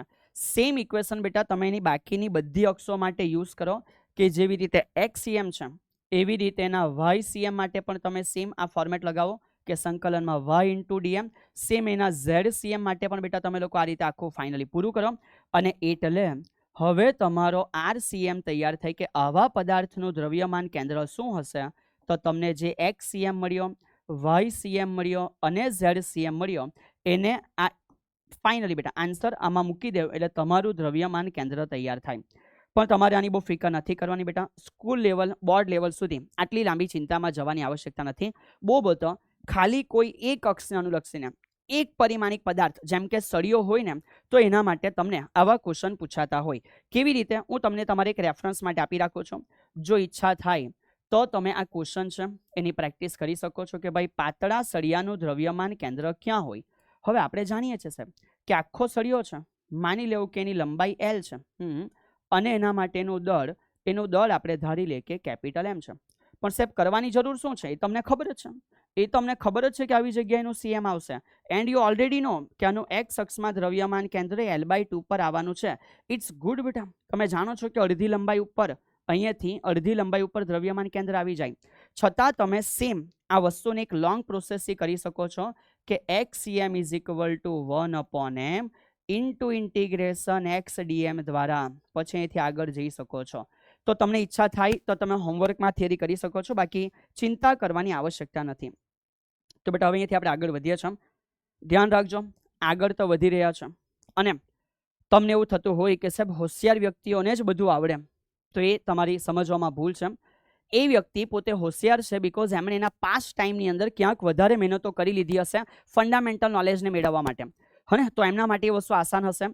પણ ક્યાંક હવે આપણે એમને કદાચ ત્યાં લેવલ સુધી પહોંચવું છે કે એમના લેવલથી વધારે આગળ નીકળી જવું છે, તો વસ્તુ તે જ કામ કરે છે કે થોડા વધારે સમય માટે મહેનત કરવી પડશે. એટલે કોઈ હોશિયાર છે એવું પોતાની અંદર માનીને બેટા મહેનત કરવાની છોડી દેશે તો એનું લેવલ બાય ધ ટાઈમ નીચે જતું રહેશે. અને કોઈ વ્યક્તિ અંદરથી એવું માને છે કે મેં અભ્યાસ કરું છું, મેં અભ્યાસને વધારે સમય આપીશ, તો તમે આજે વધારે સમય આપીને પોતાની ઉપર કામ કરી રહ્યા છો ને બેટા, તો બસ આ જ વસ્તુ છે. જે હાર્ડવર્ક તમે કરી રહ્યા છો એ હાર્ડવર્ક ખૂબ જરૂરી છે. કારણ કે જો હાર્ડવર્ક હશે, કન્ટિન્યુઅસલી એફર્ટ હશે, તો તમે કોઈ પણ ટેલેન્ટને બીટ કરી શકો છો. ક્લિયર? તો ધ્યાન રાખજો કે ક્યાંક મનની અંદર નેગેટિવ માનસિકતા સાથે આપણે આગળ વધવાનું નથી.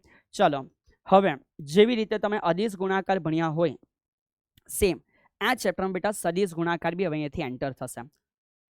તો તમે જાણો છો કે સર સદિશ ગુણાકાર એટલે એવા ગુણાકાર કે જ્યાં બે સદિશ રાશિઓનો ગુણાકાર થશે અને અમારું અંતિમ પરિણામ જે છે એ અંતિમ પરિણામ અમને સદિશ રાશિ મળતી હોય છે. ક્લિયર છે? જો અદિશ રાશિ મળે તો એને અદિશ ગુણાકાર કહેવાય, સદિશ રાશિ મળે તો અમે એને સદિશ ગુણાકાર તરીકે ઓળખીએ છીએ. તો બેટા હવે ધ્યાન રાખજો, આ ચેપ્ટરમાં આપણે ઘણી બધી એવી વસ્તુઓ શીખવાના છે જ્યાં સદિશ ગુણાકાર દ્વારા આગળ વધીશું. તો મજા આવી જશે, મસ્ત નવી નવી વસ્તુઓ આપણને શીખવા મળશે. પણ પહેલાં એક નાનો પોઈન્ટ જે એક બેઝિક તમે કહી શકો ફિઝિક્સ માટે જરૂરી વસ્તુ છે કે બે સદિશોનો ગુણાકાર એટલે એમના ગુણાકાર અને એમની વચ્ચેનો જે સાઇન ઘટક છે એનાથી તમારો સાઇન ઘટક જે તમને ક્યાંક એવું દર્શાવે છે કે સદિશ ગુણાકાર, અને ફાઇનલી તમારો જે આન્સર છે રાશિ છે એ સદિશ રાશિ હશે. તો જરા અહીં એકવાર શાંતિથી જોજો કે સર પહેલી કોઈ રાશિ છે એ સદિશ રાશિ હશે, બીજી કોઈ રાશિ છે એ પણ સદિશ રાશિ હશે, અને આવી સદિશ રાશિઓનો ગુણાકાર કરવાથી પરિણામ બી અમારું સદિશ રાશિ તૈયાર થાય, તો ત્યારે એને સદિશ ગુણાકાર બોલીએ છીએ. અને સદિશ ગુણાકારનો મિનિંગ થશે એ અને બી એટલે એ લોકોના મૂલ્ય છે. શું છે? મૂલ્ય છે. થીટા એટલે એ બે સદિશોની વચ્ચે જે ખૂણો છે, જે દિશા છે એ છે. અને આ એન કેપ તમને બતાવે છે કે પરિણામી કઈ દિશામાં તમારો સદિશ મળ્યો છે. ઓકે સાહેબ, સમજી ગયા? વન્સ અગેન બે સદીશોનો સદીશ ગુણાકાર એવું કરવાથી જે રાશિ મળે એ પણ સદીશ છે. ઓકે, તો આપણા માટે સદીશ ગુણાકાર છે. સદીશ ગુણાકારને આપણે કેવી રીતે શોધીશું? જે બે રાશિનો ગુણાકાર કરો એ લોકોના મૂલ્યનો ગુણાકાર, એ રાશિઓ સદીશ છે. સપોઝ આ પહેલો સદીશ છે, સમજી ગયા સાહેબ, અને માની લેવું કે આ બીજો સદીશ છે. તો એ બે સદીશો વચ્ચે ત્યાં કંઈક ખૂણો અવેલેબલ હોઈ શકે, કોઈ પણ ખૂણો હોઈ શકે, કોઈ પ્રોબ્લેમ નહીં. તો એ જે થીટા છે એની વેલ્યુ મૂકવાની. એ તમારું જે કમ્પ્લીટ આ તૈયાર થયું ને, એ જે તૈયાર થયું એ થયું બેટા પરિણામી સદીશ. પરિણામી જે સદીશ છે એ પરિણામી સદીશનું મૂલ્ય, બરાબર. અને આ જે છે એ તમારા માટે દિશા બતાવે છે, અને જે તમને દિશા બતાવે છે એ દિશા બતાવનાર વસ્તુને આપણે લોકો ઓળખીએ છીએ કે સાહેબ આ એકમ સદીશ છે. કોણ છે? એકમ સદીશ. અને એવું આપણે સદીશવાળા ચેપ્ટરમાં ભણીને પૂરું કર્યું બેટા, બરાબર છે. ચલો, તો હવે આ એક નાનું તો તમે લોકો ફંડામેન્ટલ નોલેજ તો જાણો છો. હવે ઘણીવાર આપણા માટે પછી બેટા દિશા જે છે ને એ તકલીફ આપવાવાળી બની જાય. સાહેબ જમણા હાથનો નિયમ તમે ભણ્યા છે, અમે બહુ બધી વાર એને વાંચ્યું છે, અમે આવી બધી સેન્ટેન્સોને મગજમાં ગોખી લીધા હોય કે સર બે સદીશોનો સદીશ ગુણાકાર એટલે એક સ્ક્રૂ લેવાનો છે, સ્ક્રૂને બે સદીશોના સમતલ પર મૂકવાનો છે, જે બાજુ ગુણાકાર હોય એ થી બે બાજુ તે તરફ પેલા સ્ક્રૂને ઘુમાવવાનો, જે તરફ સ્ક્રૂ આગળ વધે કાં તો અંદર જાય કાં તો બહાર આવે, તો આવા જે તરફ સ્ક્રૂ આગળ વધે દિશાને આપણે સદીશોની દિશા તરીકે અથવા પરિણામી સદીશની દિશા તરીકે ઓળખવાનું છે. તો આ વાંચવા માટે નિયમ સારો લાગે બેટા, બટ રિયલ લાઈફમાં જ્યારે તમે કંઈ અભ્યાસ કરી રહ્યા છો, તમે પુરવણીમાં લખી રહ્યા છો, તમે કોઈ MCQ સોલ્વ કરી રહ્યા છો, ત્યારે તમે રિયાલિટીમાં કોઈ સ્ક્રૂ લાવી નથી શકવાના બેટા. તમે ત્યાં પુરવણીમાં કાણું નથી કોચવાના સ્ક્રૂને ફેરવીને. તો તે સમયે પછી આપણે બેસ્ટ મેથડ જે એપ્લાય કરવાની છે, ખુદનો નિયમ છે આ બેટા. હા ને, ખુદનો જમણો હાથ લેવાનો છે, ત્યારે તમારે કોઈ સ્ક્રૂ તરફ જવાનું નથી. હવે હું તમને કહી દેમ છું, સાંભળજો, બહુ સિમ્પલ નિયમ બતાવું છું કે સર બે સદીશો હશે. ઓકે, આ પહેલો સદીશ એ છે, માનો એક્સ અક્ષમાં છે. હા, એનો ગુણાકાર થયો સદીશ બી સાથે, જે કાં છે તો કે વાય અક્ષમાં છે. ઓકે, તો એક એક્સમાં છે અને એક વાયમાં છે. તો પહેલો સદીશ એ છે એક્સમાં, બીજો સદીશ બી છે વાયમાં. બોલો એનો ગુણાકાર કરે તો જવાબ શું આવશે? તો બોલો કે બાજુ છે? તો સવાલ આવો છે, સવાલ આવો છે બેટા પહેલા એ અને પછી બી. તો જે પહેલો હોય એ પહેલાથી તમારે બીજા બાજુ આંગળી ગોલ ફેરવાની. હા સાહેબ, યસ બેટા, પહેલાથી બીજા બાજુ, જે પહેલો છે એનાથી બીજા બાજુ એમ આંગળી ગોલ ફેરવો. અંગૂઠો બહાર આવ્યો, સાહેબ બહાર આવ્યું એટલે આ તો ઝેડ અક્ષ થઈ ગયો. યસ, એક્સ અક્ષ વાય અક્ષ તો બહાર આવે, કઈ છે? ઝેડ અક્ષ છે. એટલે મને સમજ પડે કે સાહેબ અહીંયા પરિણામી જે સદીશ હશે ને કે આ એક્સમાં છે, આ વાયમાં છે, તો જે બહાર આવ્યો એ જવાબ મારો ઝેડમાં આવ્યો. ઓકે, તો આ થયો બેટા ખરેખર સદીશ ગુણાકાર દ્વારા દિશા. તો જો આ જ વસ્તુને મેં તમને ઊંધી રીતે સમજાવું કે કદાચ મારો પહેલો સદીશ આ બાજુ હતે, સાહેબ સમજી ગયા, બીજો સદીશ આ તરફ હતે. ઓકે સર, નો વરી, પણ ફેરવવાનું તો સ્ટીલ હજુ એ જ છે કે પહેલાથી બીજા તરફ. ઓકે, પહેલાથી બીજા તરફ. તો સાહેબ હવે શું થશે? તો જો બેટા હવે સાંભળજો, હવે મને એવું સમજ પડે કે મેમ નીચે ફેરવીશ, આ ઉપર ગયું તો અંગૂઠો બહાર, આ નીચે આવ્યું તો અંગૂઠો અંદર ગયો, હાથ જમણો લેવાનો, હાથ જમણો લેવાનો, પહેલાથી બીજા તરફ, અંગૂઠો સર અંદર ગયો. સો માટે મને અહીંયા સમજ પડે છે કે સર હવે આવી જગ્યાએ સાંભળજો, આ રીતે ફેરવવાથી અંગૂઠો અંદર ગયો છે. સો ધેટ્સ વાય બેટા જે સી છે is equal to A cross B છે. પણ પહેલી વાર સાહેબ એવું થયું કે આ એ છે ને એ એક્સ અક્ષમાં છે, પણ બી હવે નેગેટિવ વાય અક્ષમાં છે. જો બેટા ઉપર વાય અક્ષ પોઝિટિવ, નીચે વાય અક્ષ નેગેટિવ, તો આવું કરવાથી મારો ઝેડમાં જવાબ પણ નેગેટિવ આવ્યો. તો આ બધી વસ્તુઓને હવે આપણે સરળતાથી કેવી રીતે યાદ રાખવાની છે તો એ સર તમને આઈડિયા આપે છે બેટા. ચલો, આ થયો મેઇન નિયમ. તમારા I cap, J cap, K cap તમે જે ભણ્યા છો ને, બસ એના માટે મેઇન નિયમ તમારો તૈયાર થયો. તો બધા ધ્યાન રાખજો, બાકીના ગુણધર્મ તમને આવડે કે નહીં આવડે, આ ગુણધર્મ બધાને આવડવો જોઈએ. આઈ જે કે. ઓકે સાહેબ, તો જો તમે આ દિશામાં ચક્કરડું ફરો છો તો તમારો જવાબ પ્લસ આવે સીધી દિશામાં. ઓકે, પણ સર જો કદાચ અમે અમારું ચક્કરડું ઊંધું ફરીએ છીએ સેમ લાઈન તો પોઝિટિવ. તો જો તમારું ચક્કરડું ઊંધી લાઈનમાં ગયું તો આન્સર તમારો નેગેટિવ. એટલે કે જરા અહીંયા એકવાર શાંતિથી જોઈ લેવું કે આઈ નો ગુણાકાર સર મારો જે સાથે જાય તો આઈ થી જે કરવાથી સીધી રેખામાં ગયા તો તમે પ્લસ છો, એટલે કે જવાબ તમારો કે પ્લસ આવે. પણ ઊંધા થયા, જે થી આવી ગયા. હા સાહેબ, યસ બેટા, જે થી આવી ગયા તો જે થી આવી જાય તો જવાબ કે પણ નેગેટિવ. એટલે આ તમારી બધી ટ્રીક અહીંયા સેટ થઈ ગઈ. તો જે ક્રોસ કે કરવાથી આગળ આવી સીધી રેખામાં, અને કે ક્રોસ આઈ કરવાથી જે તમારા માટે સીધી રેખામાં છે. પણ આપણે એને ઊંધો કરીએ કે જો મેં કે થી જે બાજુ ભ્રમણ કરીશ તમારો આઈ કેવો હશે? નેગેટિવ. અને જો મેં આઈ થી કે બાજુ ભ્રમણ કરીશ તો મારો જે કેવો હશે નેગેટિવ. મિનિમમ આટલી વસ્તુ તમારાથી થવી જોઈએ. નેક્સ્ટ અગાડી બીજા 2 પોઈન્ટ એન્ટર કરું છું કે if theta is equal two 0 sir, હા, તો આપણને સમજ પડે કે સાઇન 0 નો જવાબ 0 છે. ઓકે, એટલે આપણા સદિશ ગુણાકારનો આન્સર પણ 0 થાય અને આ લઘુત્તમ છે. કેવો છે? લઘુત્તમ. અને જો બેટા થીટા ઇઝ ઇક્વલ ટુ 90 છે, તો જો એ 90 હોય તો આપણે જાણીએ છીએ કે જે સાઇન 90 છે એનો જવાબ 1 છે. એટલે આપણા a ક્રોસ b નો જે જવાબ અથવા એની જે વેલ્યુ થશે બેટા એ થશે a ની વેલ્યુ, b ની વેલ્યુ, સાઇન 90 નો જવાબ 1 છે. તો આ મહત્તમ કિંમત તૈયાર થશે. કેવી કિંમત તૈયાર થશે? તો કે સવા અમારા માટે મહત્તમ કિંમત તૈયાર થાય છે. તો આ તમારા માટે જે સરે મેઇન પોઈન્ટ છે કવર તો કરી લીધા, બટ આજે તમારા માટે એક બેસ્ટ હોમવર્ક છે જે બધાએ કરવાનું છે. સર શું કહે છે? તો કે ભાઈ બેસ્ટ અહીંયાથી એક હોમવર્ક તમારા માટે ક્રિએટ થઈ રહ્યું છે. તો એ આજે બધા વિદ્યાર્થીઓ કરશો. સૌથી પહેલા એક બાજુ તમારે લખવાનું છે અદિશ ગુણાકાર કોને કહેવાય. સમજ્યા? હા, એ અદિશ ગુણાકાર માટે બધા જ ગુણધર્મ નીચે લાઈન બાય લાઈન આવવા જોઈએ વ્યાખ્યા લખ્યા પછી. તો એ રીતે જ બધા ગુણધર્મ અત્યારે જે સર અહીંયા બેટા 1 બાય 1 સમજાવ્યા છે એવી રીતે તમારા સદિશ ગુણાકાર જે છે એના પણ તમારા જે ગુણધર્મ તૈયાર થાય છે એ ગુણધર્મ તમે અહીંયા નીચે લાઈન બાય લાઈન અરેન્જ કરશો. અને આ હોમવર્ક આજે બધાએ કરવાનું જ છે બેટા.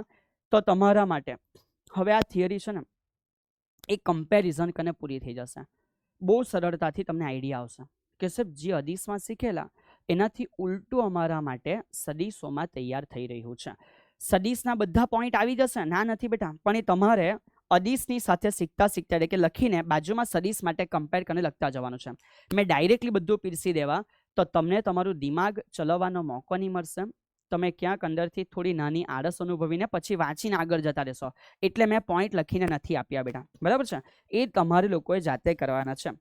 હવે થોડા ઉદાહરણ સમજીએ કે આ ચેપ્ટરમાં આપણે આ બધી વસ્તુ શીખવાના છે. એવું નથી કહેતો કે આ બધું પતી ગયું બેટા, આપણે આવું બધું શીખીશું. કે જો બેટા એક ટોર્ક નામની રાશિ શીખવાના છે જ્યાં આર ક્રોસ એફ 2 નો ગુણાકાર થશે. એવી રીતે કોણીય વેગમાન જેવું પણ શીખવાના છે જેને આપણે ચેતન એ પણ બેટા એલ કહેવાના છે. શું કહેવાના છે? એલ કહેવાના છે. આર ક્રોસ પી આવશે. એવી રીતે આપણે વેગનું સમીકરણ પણ જોશું અને એવી રીતે આપણે પ્રવેગનું સમીકરણ પર છે એ સર તમને આઈડિયા આપશે બેટા. તો આ બધી વસ્તુ આપણે લોકો આ ચેપ્ટરમાં જોવાના છે અને શીખવાના છે, એટલે બધા ધ્યાન રાખજો બેટા. રાઈટ. બીજો નાનો પોઈન્ટ છે જે બધા ધ્યાન રાખજો કે જે તમે અદિશમાં શીખ્યા છો કે સાહેબ આપણે વિભાજન કરી શકીએ છીએ, તો તમે સદિશ ગુણાકારમાં બી વિભાજન કરી શકો. બી વત્તા સી ના સરવાળા સાથે સદિશ ગુણાકાર એટલે કે આની સાથે સદિશ ગુણાકાર અને આની સાથે સદિશ ગુણાકાર તમે છૂટો છૂટો કરીને બી જવાબ લાવી શકો છો. બરાબર છે? હા, બીજું તો કે વ્યાખ્યા પરથી મૂલ્ય તો આપણને મળી જાય છે. થીટા શોધવું હોય તે પોસિબલ છે કે થીટા એટલે સાઇન સામે ગયો તો સાઇન ઇનવર્સ સદિશ ગુણાકારના છેદમાં એ બી. બટ મેં કેમ છું કે બેટા આને અવોઇડ કરો. તમે એને કોસ પરથી જ કરો. તમે એને કોસ પરથી કરો એટલે કે કોસ ઇનવર્સ. તો કોસ ઇનવર્સ હોય ને તો ત્યાં અદિશ ગુણાકાર છે એ ડોટ બી ના છેદમાં એ બી. તો મારા ખ્યાલ પ્રમાણે આ ઇઝી રહે. આ થોડું ટાઈમ કન્ઝ્યુમિંગ છે. હવે તમને થશે કે સાહેબ એ ક્રોસ બી શોધવાના કેવી રીતે છે? બરાબર, આ બી આપણા માટે ડન થઈ ગયો. તો બધું સરે જે ભણાવ્યું છે અહીંયા એસઆઈપીમાં લખ્યું છે, બટ થિયરી તો તમારે જાતે બનાવવાની જ છે બેટા. હા ને, એટલે મેં તમને સીધી પીરસીને આપી નથી. ચેક કરો, આ બી તમારા માટે થઈ ગયું. તો ખ્યાલ છે પ્લસ માઇનસ માઇનસ પ્લસ કોણ આવે છે? એટલે સર કહે છે કે મહેરબાની કરી બેટા ક્લાસ નોટ જે છે એને આપણે લોકો રાખીશું સાથે. હા ને, પછી એવું નહીં થાય કે ક્લાસ નોટ ક્યાં ગાયબ છે અને આપણે શું ભણ્યું કેટલું ભણ્યું આપણને કંઈ ખબર જ નથી સાહેબ. ચાલો, તો ફાઇનલી બેટા હવે જો મને કદાચ 2 સદિશ છે એના ઘટક આપ્યા છે, એક્સ અક્ષનો, વાય અક્ષનો અને ઝેડ અક્ષનો, અને મને પૂછે છે કે ભાઈ એ લોકોનો સદિશ ગુણાકાર કેટલો થાય, તો સર આ વસ્તુ તમને કરાવે છે દાખલાઓની અંદર આવી રહી છે બેટા. હને, તો ધ્યાન રાખતા જજો કે આ વસ્તુ તમને સર દાખલાઓમાં શીખવે છે અને એ બહુ સરળ છે, મજા આવશે, રિવિઝન થઈ જવાનું છે. તો એ પોઈન્ટ ઉપર આપણે લોકો ધ્યાન રાખીશું. પછી બેટા નાના એમસીક્યુ પોઈન્ટ છે એ તમારે ધ્યાન રાખવાના છે. તો એમસીક્યુ પોઈન્ટ શું છે? સો જો 2 સદિશ હોય તો એ 2 સદિશો દ્વારા બેટા ત્રિકોણ તૈયાર થાય. ચેક કરો, આ 2 સદિશ બન્યા? તો કે હા સાહેબ. તો એ 2 સદિશો દ્વારા જે આ રીતે તૈયાર થયો એ તમારો ત્રિકોણ છે અને એ ત્રિકોણનું ક્ષેત્રફળ એ 2 સદિશોના સદિશ ગુણાકાર કરતા અડધું હોય છે. સાંભળજો, ત્રિકોણાકાર બાજુ છે તેનું ક્ષેત્રફળ કેટલું થાય તો કે સદિશ ગુણાકાર કરતા અડધું. તે લોકો ભેગો થઈને બેટા એક સબાચબી બને. જો ચેક કરો કે પહેલાની લાઈન આ બાજુ લંબાઈ દઈએ, બીજાની લાઈન આ બાજુ લંબાઈ દઈએ, તો આપણા માટે સબાચ તૈયાર થઈ ગયો. સબાચ એટલે ત્રિકોણ એક ને એક બે વાર, તો અડધું અડધું ભેગું થઈને આખું થઈ ગયું. તો સબાચ બનેનું ક્ષેત્રફળ એટલે એ લોકો બેનો સદિશ ગુણાકાર. તો તમારે આ બે નાના MCQ પોઈન્ટ છે ધ્યાન રાખવાના છે. અને હવે આપણે અહીંયાથી આગળ વધી જશું બેટા. નેક્સ્ટ આગળની જે રાશિ છે શોધવા માટે નાના નાના બે MCQ સર અહીંયા રાખ્યા છે, જે તમારે પ્રેક્ટિસ કરવાની છે બેટા. શું કરવાની છે? પ્રેક્ટિસ કરવાની છે. ચલો ઓકે, તો હવે અહીંયાથી આપણે આગળ વધીએ છીએ નેક્સ્ટ નવા ટોપિક માટે, જેને આપણે બોલીએ છીએ બેટા ચાક ગતિ એટલે શું. શું બોલીએ છીએ? ચાક ગતિ એટલે શું. પણ એ ચાક ગતિ માટે આપણે એક નાનો વર્ડ દ્રઢ પદાર્થ કોને કહેવાય અહીંયા પણ શીખીશું. ઓકે, અને સાથે સાથે આનો સૌથી વધારે ઉપયોગ એ બેટા તમારી બુક 2 ની અંદર ચેપ્ટર નંબર 8માં તમને લોકોને જોવા મળશે. બરાબર છે? તો કે સાહેબ દ્રઢ પદાર્થ એટલે શું? તો માનો ઇમેજિન કરો, may be it is not possible in reality, but imagine કરો મે બી કોઈ પદાર્થ છે સર. હા, એ પદાર્થની અંદર કલર એ કલર, કોણ સા કલર? ये वाला कलर बेटा. તો જો આ પદાર્થ એવો ખતરનાક પદાર્થ હોય કે એમાં કોઈ કણ છે, તો કે સાહેબ અહીંયા એક કણ છે, અહીંયા એક કણ છે, અહીંયા એક કણ છે, તો તમે કંઈ બી કરી લો બેટા, પણ આ ડિસ્ટન્સ બદલાવવું નહીં જોઈએ. પદાર્થમાં કણો કણો વચ્ચે જે અંતર છે એ કોઈ પણ ઘટનામાં બદલાવા નહીં જોઈએ. એટલે કે આવા કણો કણો વચ્ચેના અંતર અચળ જળવાઈ રહેવા જોઈએ. સમજ્યા? તો કે હા સાહેબ. તો આવા પદાર્થને આપણે કયો પદાર્થ? દ્રઢ પદાર્થ કહી શકીએ છીએ. પણ ધ્યાન રાખવાનું, દ્રઢ પદાર્થ એ માત્ર એક આદર્શ કલ્પના છે, આવું રિયાલિટીમાં નથી. બરાબર? આવું રિયાલિટીમાં નથી બેટા. ખાલી શું છે? આદર્શ કલ્પના છે. સાહેબ આનું કેમ આપણને જરૂર છે બેટા, તે ડેપ્થમાં આવશે તમારા માટે જ્યારે તમે આગળ વધો છો ત્યારે ઇન ફ્યુચર બેટા. બરાબર છે? 9મા ચેપ્ટરમાં અથવા 8મા ચેપ્ટરમાં તમે એને સમજશો. ચલો હવે આપણે આવી ગયા છીએ ઓફિશિયલી બેટા ચાક ગતિની સમજૂતી માટે. તો હવે અહીંયા જરા બોર્ડ ઉપર આપેલા છે ઉદાહરણો એકવાર ઓબ્ઝર્વ કરો. એ જે ગતિઓ છે ને મહેસૂસ કરો એટલે તમને આઈડિયા આવી જશે. ચલો તો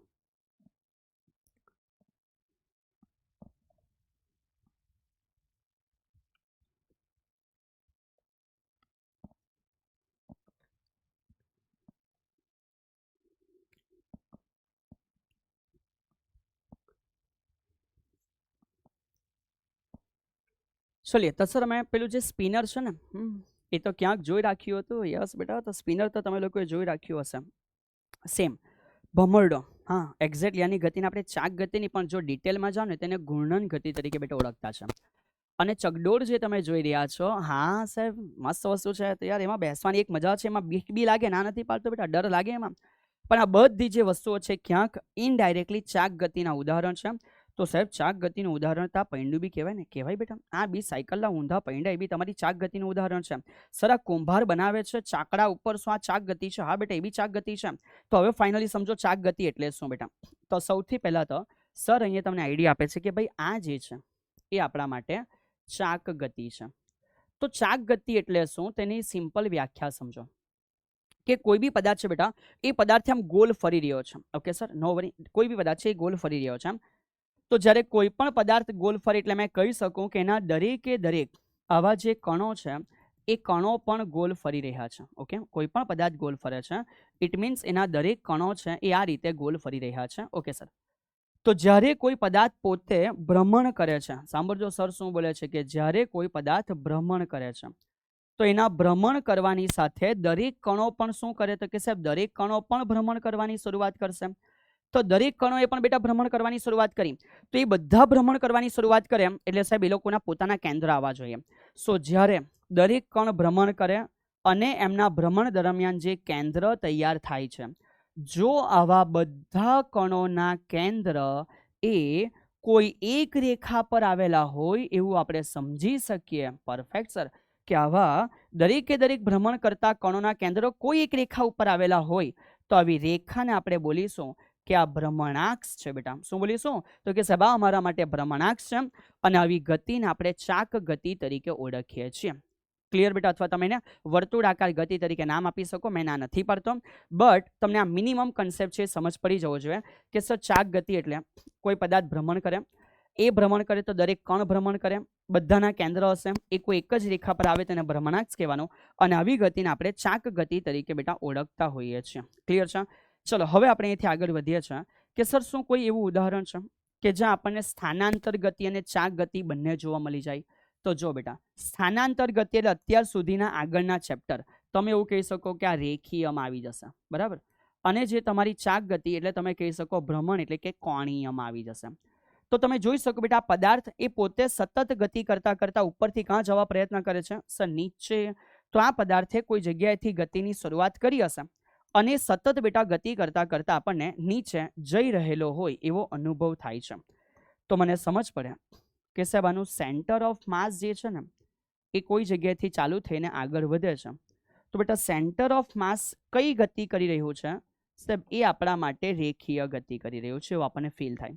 અને બાકીના બધા કણો જે આ પદાર્થમાં તમને જોવા મળે છે, આવા હર કણો સાહેબ આ રીતે આપણે કહી શકીએ પોતે ચાક ગતિ કરીને ગોલ ગોલ વળીને બેટા આગળ જાય છે. તો સાહેબ કોઈ પદાર્થ એ ધાર પરથી સરકીને નીચે પડી રહ્યો છે ત્યારે, હા સોરી સરકીને નહીં બેટા, ગબડીને, શું બોલીશું? ગબડીને. તો કોઈ પદાર્થ જ્યારે ગબડીને નીચે પડી રહ્યો છે ત્યારે એની આ ગતિ આપણે એવું કહી શકીએ કે એમાં રેખીય ગતિ અને ચાક ગતિ બંને કેવા છે? તો કે સાહેબ એમાં મિક્સ છે એવું આપણને સમજાય છે. ચલો તો હવે આપણે ઓફિશિયલી બેટા સ્ટાર્ટ કરીએ છીએ એ દરેક વસ્તુઓને જે આપણા માટે ખૂબ જરૂરી છે. ચલો તો હવે અહીંયાથી આગળનો સવાલ કે સર કોણીય સ્થાન, સ્થાનાંતર, ઝડપ વગેરે બધી વસ્તુ સમજાવો. તો સર શું કહે છે ખબર બેટા? પહેલા તો તમે આ લોકોને સિમ્બોલિકલી જોઈ લો. જેવી રીતે તમે અંતરને બે ભાગોમાં વેચ્યું છે, સર પહેલાને અમે એવું બોલીએ છીએ કે પથ લંબાઈ હોય, ઓકે, અને બીજું જે છે એને અમે બોલીએ છીએ કે સ્થાનાંતર છે. પરફેક્ટ. તો પથ લંબાઈને માનો આપણે એક્સ તરીકે ઓળખતા છે અને સ્થાનાંતરને ડેલ્ટા એક્સ તરીકે ઓળખીએ છીએ. ત્યાર પછી અહીંયાથી સાહેબ આપણે વેગ અથવા ઝડપ ભણ્યા છે. તો વેગ અથવા જે ઝડપ ભણ્યા છો એમાં તમે જાણો છો કે ઉપર શું છે? તો કે સાહેબ ઉપર અમારું અંતર હશે, પછી એ પથ લંબાઈ હોય અથવા એ સ્થાનાંતર હોય, છેદમાં અમારો સમય હોય, અને આવા વેગને અમે હાલ એવરેજ વી તરીકે સમજીએ છીએ, બરાબર. અને પછી અમે ભણ્યા છે પ્રવેગ, કે પ્રવેગ એટલે ઉપર જાણીએ છીએ કે કંઈક વેગમાં ફેરફાર હશે અને કંઈક સમયમાં ફેરફાર હશે, અને એના દ્વારા જે મળે પ્રવેગ એને અમે એ તરીકે ઓળખીએ છીએ. તો જે રીતે તમે રેખીય ગતિમાં બેટા બધી થિયરી પૂરી કરી છે, સેમ ચાક ગતિમાં બધી થિયરી તમારે લોકોએ ધ્યાન રાખવાની છે કે હવે કોઈ વસ્તુ બેટા એમ ભ્રમણ કરે છે. શું કરે? તો કે સર ભ્રમણ. તો ઓબ્વિયસ બેટા ભ્રમણ કરે તો ખૂણો બને, અંતર નહીં કપાય. ભ્રમણ કરે તો ખૂણો બને, તો અંતર કપાતું નથી સર. તો એટલે અહીંયા આપણે એને અંતર દ્વારા નહીં પણ ખૂણા દ્વારા સમજીએ છીએ કે કોઈનું પણ કોણીય સ્થાન એટલે શું? તો બેટા જ્યારે ભ્રમણ કરવાની શરૂઆત કરે, સાંભળજો, આ આપણા માટે સંદર્ભ છે. ઓકે સર, આ આપણા માટે સંદર્ભ છે. એ સંદર્ભને અનુલક્ષીને સપોઝ સર આ જગ્યાએ કોઈ કણ છે જે આમ હવે ભ્રમણ કરવાની શરૂઆત કરશે. તો જ્યારે ભ્રમણ કરવાનો હોય અથવા કરે છે ત્યારે એનો સંદર્ભ સાથે કોઈ ખૂણો બને. તો કોણીય સ્થાન જે છે ને થીટા તરીકે દર્શાવાય, એનો એકમ બેટા રેડિયન આવશે, અને કોણીય સ્થાન એટલે સંદર્ભ રેખાથી હવે એનો ખૂણો છે. સમજી ગયા? તો બીજો જે શબ્દ વાપરશું એ હશે કોણીય સ્થાનાંતર. શું હશે? તો કે સાહેબ કોણીય સ્થાનાંતર હશે, કે જેને આપણે ડેલ્ટા થીટા કહીશું, અને એટલે કોણીય સ્થાનાંતર જે છે એનો પણ એકમ સેમ રેડિયન આવે છે. તો આપણે જાણીએ છીએ બેટા ખૂણા એટલે પારિમાણિક સૂત્ર 0, પણ પછી કરીશું. ચલો, જેવું અંતરમાં ફેરફાર એટલે વેગ આવે, તો હવે આપણે એને ઓળખીશું કે કોણીય વેગ છે અથવા કોણીય ઝડપ છે. રિમેમ્બર બેટા આપણે આને ઓમેગા તરીકે દર્શાવતા છે, અને એનો મિનિંગ થશે સ્થાન, કોણીય સ્થાન ના છેદમાં શું આવી જશે? સમય.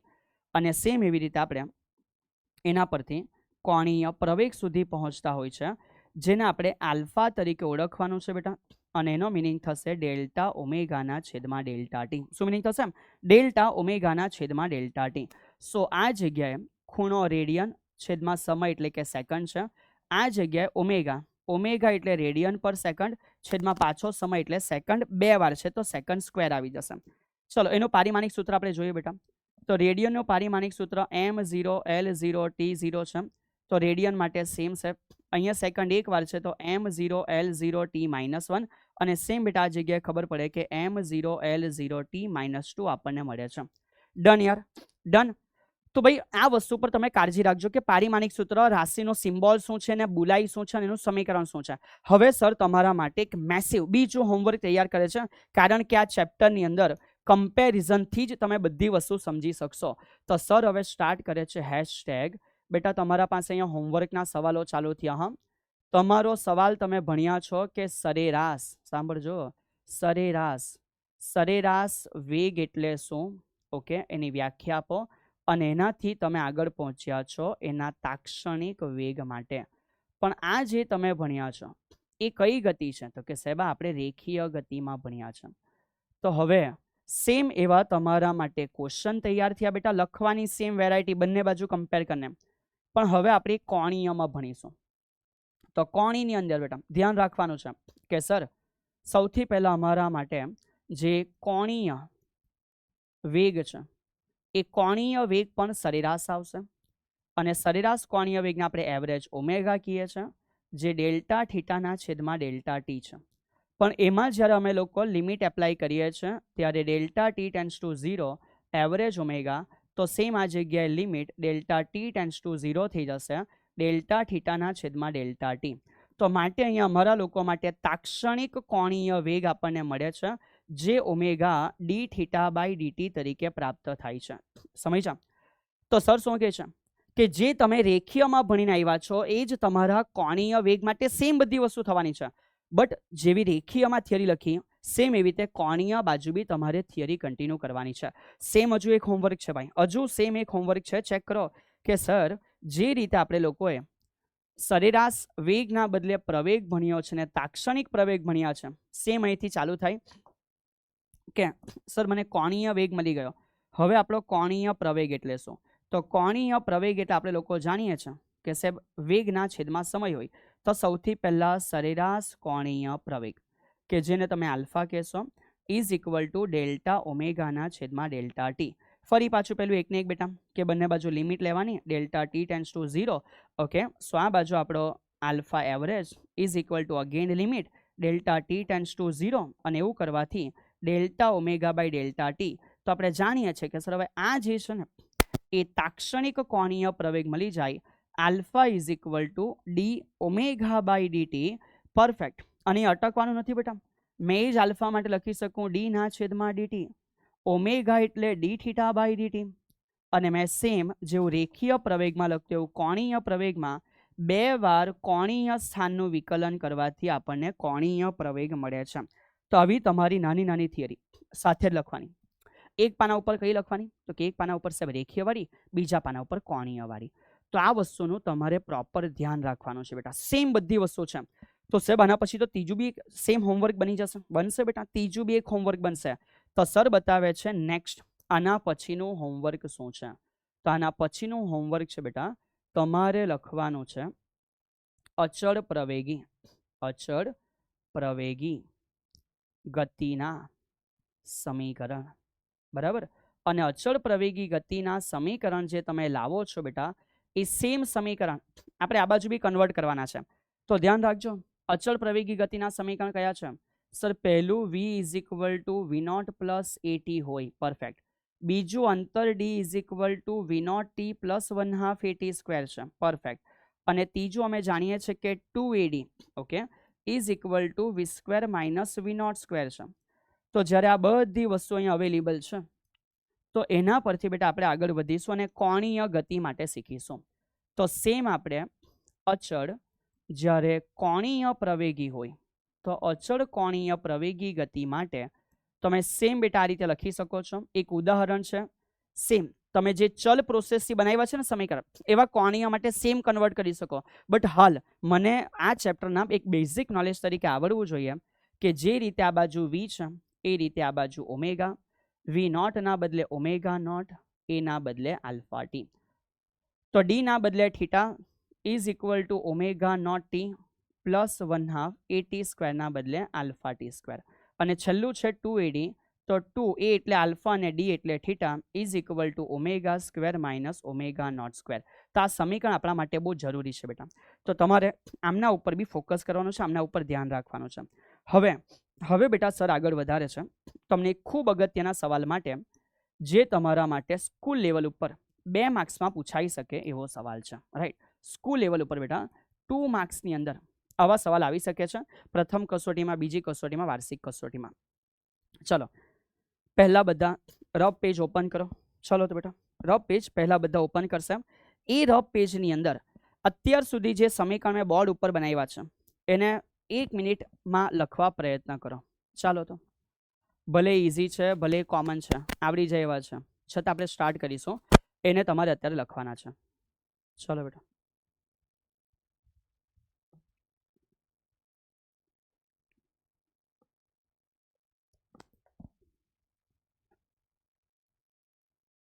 ચલો.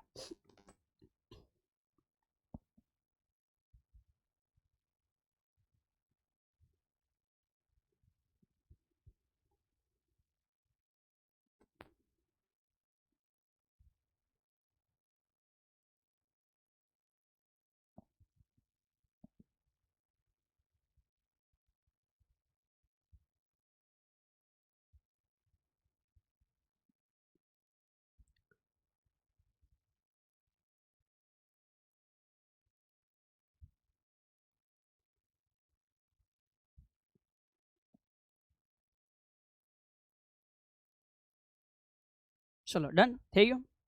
હવે આપણે આગળ વધીએ કે સર કોઈ પદાર્થ રેખીય વેગ અને કોણીય વેગનો સંબંધ એટલે શું થશે? તો એને આપણે સ્ટાર્ટ કરીએ બેટા ઇઝી ભાષામાં. સપોઝ કે આ પદાર્થ છે, એની આ એક સંદર્ભ રેખા છે. ઓકે, હવે ઇમેજિન કરો સાહેબ એ સંદર્ભ રેખાને અનુલક્ષીને કોઈ પદાર્થ એ પોતે ભ્રમણ કરી રહ્યો છે. ઓકે, નો ઇશ્યુ.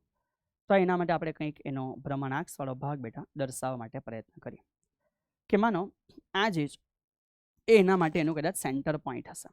ઓકે, તો જ્યારે એનું સેન્ટર પોઈન્ટ હશે અને એ ઇમેજિન કરો બેટા જાણે ભ્રમણ કરી રહ્યો છે, તો આપણને સમજ પડે કે સૌથી પહેલા કોઈ પોઈન્ટ ઉપર હશે, પછી એ ભ્રમણ કરે આ બાજુ ઉપર દર્શાવે તો પણ કંઈ વાંધો નહીં બેટા.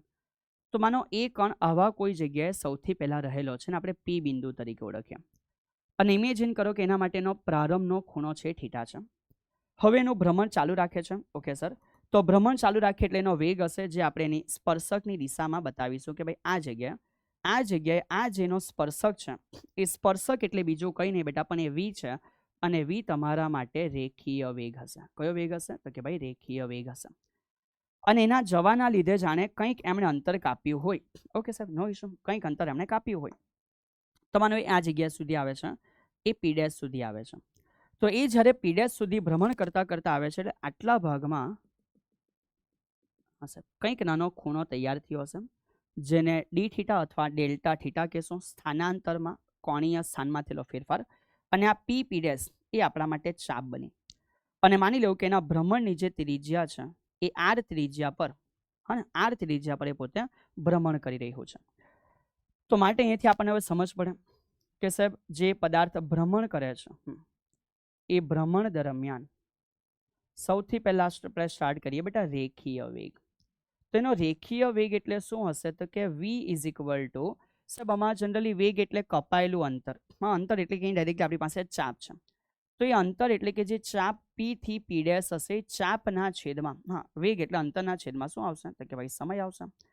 ચલો, માટે average v is equal two બેટા ચાપ એટલે શું? તો આપણે બધા જાણીએ છીએ કે ખૂણો બરાબર સાહેબ ઉપર ચાપ ના છેદમાં ત્રિજ્યા હોય. તો ચાપ એટલે એનો ખૂણો અને ત્રિજ્યા. તો બોલો ખૂણામાં કેટલો ફેરફાર થયો? ડેલ્ટા થીટા જેટલો.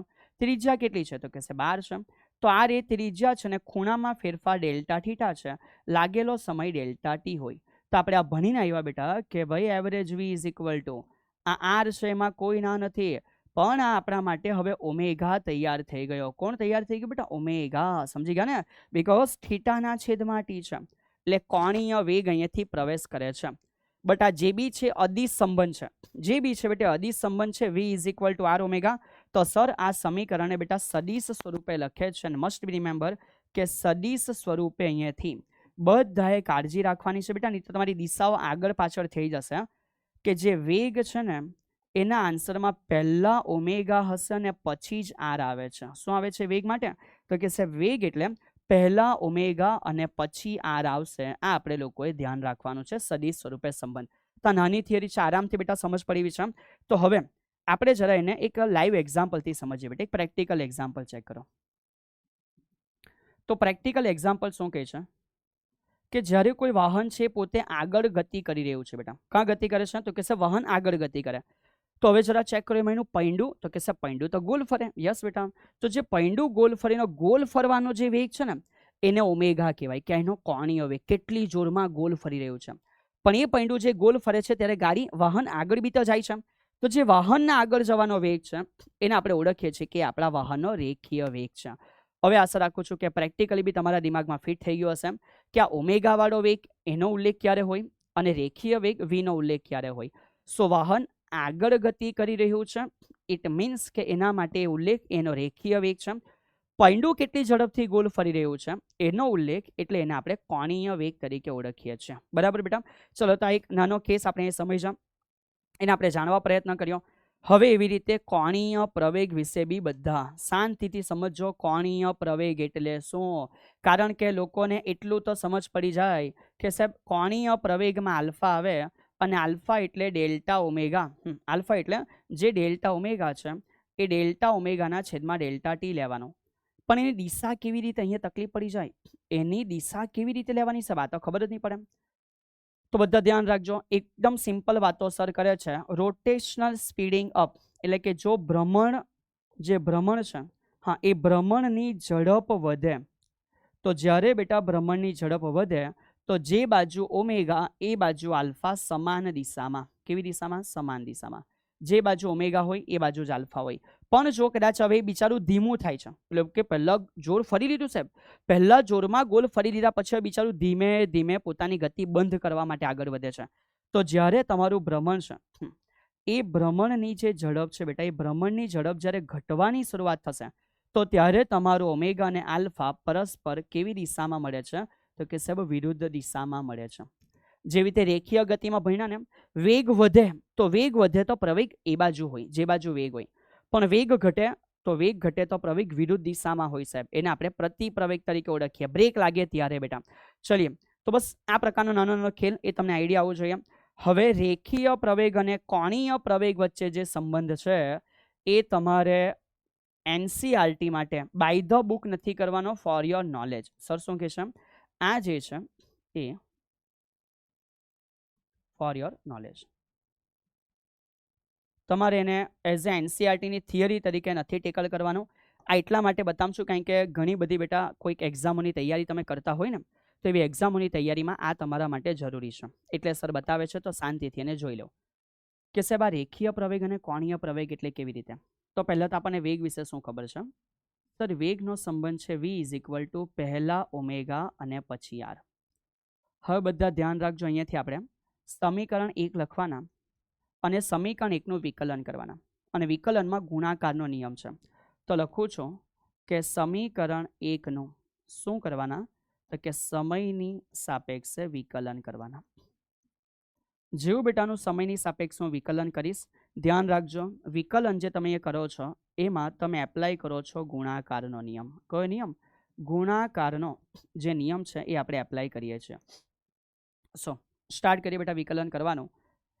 વેગનું વિકલન થશે બેટા ડીવી ના છેદમાં ડીટી.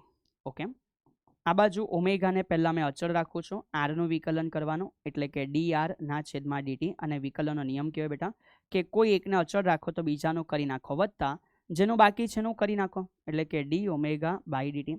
અને જેને થઈ ગયું છે બિચારાને પડી રહેવા દેવું, પણ પોઝિશન બદલવાની નથી બેટા, બહુ ધ્યાન રાખજો.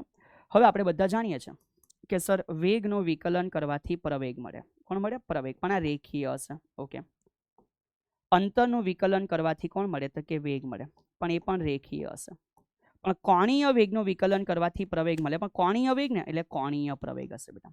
તો ફાઇનલી મારું સમીકરણ તૈયાર થયું કે સર માટે એ ઇઝ ઇક્વલ ટુ કયો પ્રવેગ? રેખીય. હા સાહેબ, ઓમેગા અને પછી રેખીય વેગ એટલે વી, તો ઓમેગા ક્રોસ વી થઈ જશે અને વત્તા કાઉન્સની અંદર બેટા અહીંયા ડી ઓમેગા બાય ડીટી એટલે કોણીય પ્રવેગ છે, તે આલ્ફા ક્રોસ આર આપણને મળે છે. બરાબર? ચલો, તો આ તમારા ફાઇનલી બેટા કોણીય પ્રવેગ અને રેખીય પ્રવેગનું સમીકરણ છે. શાંતિથી જોઈ રાખો, તમારા પોતાના નોલેજ માટે એ તમારા માટે જરૂરી વસ્તુ છે. હવે એકાદ બે ક્વેશ્ચન સર અહીંયાથી આપે છે જે તમારે પોતે હોમવર્કમાં નાના નાના MCQ છે એ કરવાના રહેશે બેટા. જે બી નોર્મલી થઈ જાય એવા હોય એ જ સર તમને આપે છે, તો બહુ ફિકર નહીં કરો બેટા. ઠીક છે? ચલો હવે આપણે નવી બે રાશિ અને એની સાથે અટેચ થયેલી ત્રીજી રાશિ શીખવાની છે. નામ છે બેટા ટોર્ક. કોને કહેવાય? અને નામ શું છે? તો કે સર નામ છે કે ટોર્ક એટલે શું. ચલીએ બેટા, તો હવે એને આપણે શાંતિથી સમજવાની શરૂઆત કરીશું. ક્લિયર? તો હવે પહેલા એને પ્રેક્ટિકલી સમજો બેટા. ટોર્ક એટલે શું? તો જરા ચેક કરો આ ઇન્સાન શું કરે છે. તો કે સાહેબ આ વ્યક્તિ છે ને, અમને એવું લાગે છે કે પેલું જે આ કંઈક પાના પેચા લીધા છે ને, એના દ્વારા કદાચ અહીંયા કોઈ સ્ક્રૂ હોવો જોઈએ. હા, એ જે સ્ક્રૂ છે એને ખોલવા માટે વ્યક્તિ પ્રયત્ન કરી રહ્યા છે. પરફેક્ટ. એ વ્યક્તિ જો આ પ્રયત્ન કરી રહ્યા છે સાહેબ, તો એ કેમ આ જે ભાગ છે, આ જે શાખા છે, એને બહુ વધારે લેન્ધી રાખેલી છે? કેમ આટલું બધું મોટું બનાવવાની જરૂર પડી સાહેબ? અહીંયાથી અહીંયા સુધીની ત્રિજ્યા છે. ઓકે, તો બેટા આ જે નવી રાશિ તૈયાર થઈ ને, એ તમારા માટે ટોર્ક છે. તમે શું કર્યું ખબર? સૌથી પહેલા તમે જે જગ્યાએ બળ એપ્લાય કરવાનું છે, એટલે કે ગોલ ફેરવવાનું છે બિચારાને, તેના માટે તમે એક જોરદાર મોટી ત્રિજ્યા બનાવી અને પછી તમે એમ આવી રીતે એક ફોર્સ લગાવ્યો. તો હવે આવું ફોર્સ જે તમે લગાવ્યું છે, જે ત્રિજ્યા બની છે, એ બે જણા ભેગા થશે અને બે ભેગા થઈને એક નવી રાશિને બેટા જન્મ આપે છે. અને આપણે ટોર્ક બોલીએ છીએ. અને એટલે આ અને ત્રિજ્યા ભેગું થઈને વસ્તુને ગોલ ફેરવે. તમને આઈડિયા બેટા? જો આ ત્રિજ્યા છે, આ બાજુ બળ લગાડો, તો બળ લગાડે એટલે એમ ગોલ ફેરવે. તો આ જે નવી રાશિ છે, જે બળ અને ત્રિજ્યાના ભેગા થવાથી બની, એને આપણે ટોર્ક તરીકે ઓળખીએ છીએ. સો અહીંયાથી વિધાઉટ એની ટેન્શન મને મારા નોલેજ માટે કેટલી વસ્તુ ખબર પડવી જોઈએ. તો પહેલું બેટા, કોને ટોર્ક કહેવાય? તો ડાયરેક્ટલી જે વ્યાખ્યા છે, એ વ્યાખ્યાને સમીકરણથી જ બેટા સમજો કે રેખીય ગતિમાં જેવી રીતે બળ આવે, એવી રીતે કોણીય ગતિમાં ટોર્ક આવે. ઓકે સાહેબ. અને ટોર્ક એટલે શું છે? તો કે ટોર્ક એટલે કોઈ કણનો સ્થાન સદિશ કે જેના ઉપર તમે F જેટલું બળ લગાવો છો, આ બેનો સદિશ ગુણાકાર એટલે ટોર્ક. ઓકે સાહેબ, સમજી ગયા? તો ટોર્ક ટોને મેં અલગ રીતે લખી શકું બેટા, કે જો મેં ટોર્ક માટે હવે મૂલ્યની વાત કરું છું તો શું થશે? તો ટોર્ક ટો એટલે આરની વેલ્યુ, એફની વેલ્યુ અને બેની વચ્ચે કંઈક ખૂણો હશે સાઇન થીટા. ઓકે સાહેબ, ફાઇનલ. તો આપણે એક નવી વસ્તુ બી લખાવી શકીએ કે સાહેબ આ આર જે છે ને, આપણે જરા છૂટો કરી દઈએ અને આવી જશે આપણી પાસે એફ અને પછી કાઉન્સની અંદર આર સાઇન થીટા છે. તો જનરલી આને કહેવાય કોઈ એક સદિશનો બીજા સદિશ પર પ્રક્ષેપ બેટા. અથવા મેં ડાયરેક્ટ અહીં લખીશ કે આ એફ એટલે બળ છે અને બળથી બેટા આનું અંતર, આ જે આર હશે એનું લંબ અંતર હશે. સાહેબ કેવી રીતે? તો જો બેટા એકદમ સિમ્પલ ભાષામાં બતાવું છું કે આવી રીતે હશે, આવી રીતે હશે. ઓકે સાહેબ, તો આપણે અહીં લખી શકીએ કે સાહેબ આ આર છે. તો આર માટે આટલો ભાગ જે છે, જો અહીંયા ખૂણો થીટા હોય ને, તો આર માટે સાહેબ આ ભાગ છે આર અને આ કોણ છે? તો કે એફ છે. સાંભળજો સર શું કહે છે કે અહીંયા આર અને એફ વચ્ચે ખૂણો કેટલો છે? તો કે સાહેબ થીટા છે. એમાં આપણે સાઇન થીટા જે છે એ દર્શાવ્યો છે. તો જ્યાં ખૂણો હોય તો આરનો કયો ઘટક? તો કે કોસ ઘટક. અને જ્યાં ખૂણો નહીં હોય, હા, એટલે કે સામેનો ભાગ, આ કયો ઘટક છે? આરનો સાઇન થીટા છે. તો સાઇન થીટા એટલે જે સદિશ છે એનું એફ થી લંબ અંતર. તો આ આર એટલે શું છે બેટા? સાંભળજો. આર એટલે આપણા માટે તૈયાર થયો કે જે બળ છે એ બળની કાર્યરેખાથી જે પેલું કણ છે બેટા, હા, એ કણનું લંબ અંતર. અને જ્યાં આવું તૈયાર થાય છે એને આપણે બોલીએ છીએ કે ભાઈ આ જે રાશિ ગુણ્યા રાશિનું લંબ અંતર હોય એટલે એને બળની ચાક માત્રા તરીકે ઓળખાય બેટા. કોના તરીકે? ચાક માત્રા તરીકે ઓળખાય છે. તો બધાએ આ નાનો વર્ડ છે એને જોઈ રાખવાનો, એને સમજી રાખવાનો. હવે બીજા નાના નાના કામ તમારે કરવાના છે. સૌથી પહેલો સાહેબ એકમ શું બનશે? તો એકમમાં ખબર પડે કે બળ ન્યૂટનમાં, અંતર મીટરમાં, એટલે આપણો જવાબ જૂલમાં તૈયાર થયો. બીજું એના માટેનો પારિમાણિક સૂત્ર શું તૈયાર થશે? તો કે સાહેબ જૂલનું પારિમાણિક સૂત્ર m1L2T-2 છે. સાહેબ એની દિશા કે બાજુ આવશે? તો દિશા એટલે સરે શું કીધું? પહેલા કોણ છે? આર અને પછી કોણ છે? એફ. તો આર ક્રોસ એફ ને લંબ રૂપે હોય એવી રીતે એની દિશા આવશે બેટા. બરાબર છે? અને બીજો, આવા બધા કેસમાં મને સ્થાન સદિશ ક્યારે મળે? તો કે સાહેબ સ્થાન સદિશ તો જ મળે જો એમાં ઉગમ બિંદુ એનું સ્પેસિફિક હશે. તો સમજવાનું છે કે આ રાશિ જે છે એ આ રાશિ માટે જે ઉગમ બિંદુ છે, એ ઉગમ બિંદુ ક્યાં છે? એ ઉગમ બિંદુનું વર્ણન અગત્યનું છે. જો બેટા ઉગમ બિંદુ બદલાઈ ગયું તો પછી ખેલ બદલાઈ જશે. અને ઉગમ બિંદુ છે ચેન્જ થઈ ગયો તો આખો ખેલ ચેન્જ થઈ જશે. તો કાળજી રાખજો સાહેબ. તો સાહેબ ટોર્ક તો આપણે ભણી લીધો. તો સેમ આના આધારે બીજો સવાલ શું છે? તો બેટા સેમ બીજો સવાલ છે કોણીય વેગમાન. ચલો તો ફરી પાછું સર કહે છે કે કોણીય વેગમાન માટે સેમ રેખીય વેગમાન. તો બધા ધ્યાન રાખજો. સૌથી પહેલા એની વ્યાખ્યા તમારે વ્યાખ્યા લખવાની છે, હું બતાવું છું, પણ ધ્યાન રાખજો. જે રીતે રેખીય ગતિમાં રેખીય વેગમાન આવે એવી રીતે ચાક ગતિમાં આપણી પાસે કોણીય વેગમાન હોય છે. અને હવે એ કોણીય વેગમાન L શું છે? તો કે કોણીય વેગમાન L is equal two R cross P આવે છે. ક્લિયર બેટા? તો જેવી રીતે પહેલામાં R ક્રોસ કોણ આવ્યું? F. એવી રીતે આમાં R ક્રોસ P આવશે. ફાઇનલી સાહેબ આગળ વધો હવે. તો હવે same L is equal to બાકીની બધી થિયરી તમારા માટે સેમ કામ કરશે. તો કે સર કઈ રીતે? માટે L is equal two R ની વેલ્યુ, P ની વેલ્યુ અને કયા થીટા? Sine theta. તો જે મેં આખી આકૃતિ બતાવી એના દ્વારા L is equal two P પહેલા હશે એટલે કે રેખીય વેગમાન. Okay sir. અને ત્યાર પછી બેટા ફરી પાછું આ શું હશે? તો કે સાહેબ એની રેખાથી લંબ અંતર, અને એટલે આપણે એને બોલીએ છીએ કે કોણીય વેગમાન એટલે જે રેખીય વેગમાન છે એ રેખીય વેગમાનની ચાક માત્રા. ઓકે બેટા? તો તમે અલગ અલગ થિયરી નથી કરવાની. આ કામ તમને સર હોમવર્કમાં આપે છે. જે મેં તમને બોર્ડ માટે બતાવ્યું એવું જ સિમિલરલી કામ તમે આરામથી કરી શકો છો સર. કોના માટે? કોણીય વેગમાન માટે. નાવ ઇટ્સ યોર ટાસ્ક બેટા. ઇટ્સ યોર ટાસ્ક કે તમે એના માટે પાછળની બધી વસ્તુ કમ્પ્લીટ કરો. કે એના માટેનો એકમ શું હશે? બનાવો બેટા. એના માટેનો પારિમાણિક સૂત્ર બનાવો. દિશા વિશેનો પોઈન્ટ તમારે સેમ લખવાનો છે અને ઉગમ બિંદુનો પોઈન્ટ છે એ પણ તમારે લોકોએ સેમ લખવાનો છે.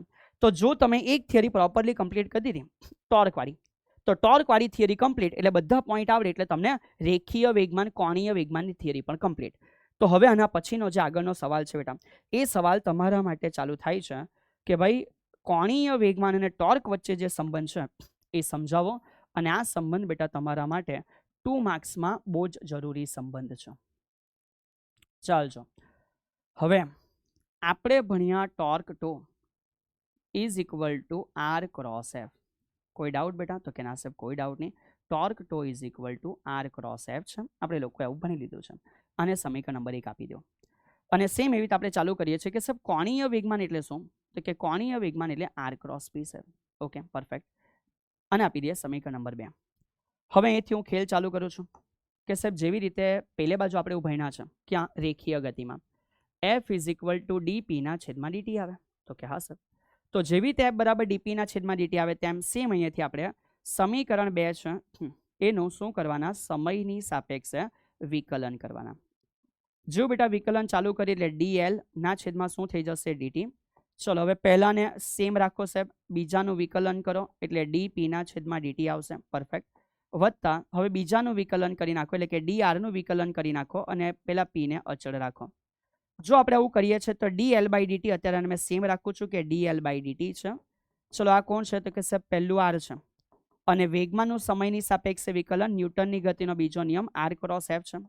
વત્તા અંતરનું વિકલન કરવાથી વેગ મળે અને ગુણ્યા P એટલે વેગમાન છે. બેટા હવે ધ્યાન રાખજો કે જ્યાં આપણને એવું સમજ પડે કે જે વેગમાન P છે M ઇન્ટુ V છે હશે. તો માટે વેગમાન અને જે વેગ છે એકબીજાને સમાંતર. એકબીજાને સમાંતર એટલે ખૂણો 0 અને સાઇન 0 નો આન્સર 0.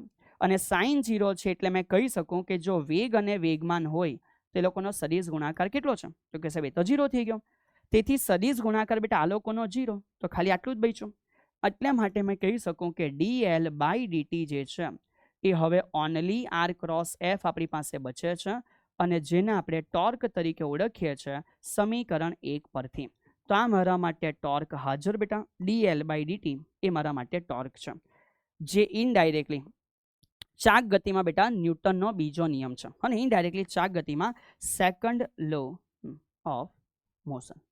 પણ ક્યારે સાહેબ? તો કે સાહેબ એ ચાક ગતિની અંદર છે. અને સેકન્ડ લો ઓફ જે મોશન છે એ ચાક ગતિ માટે છે.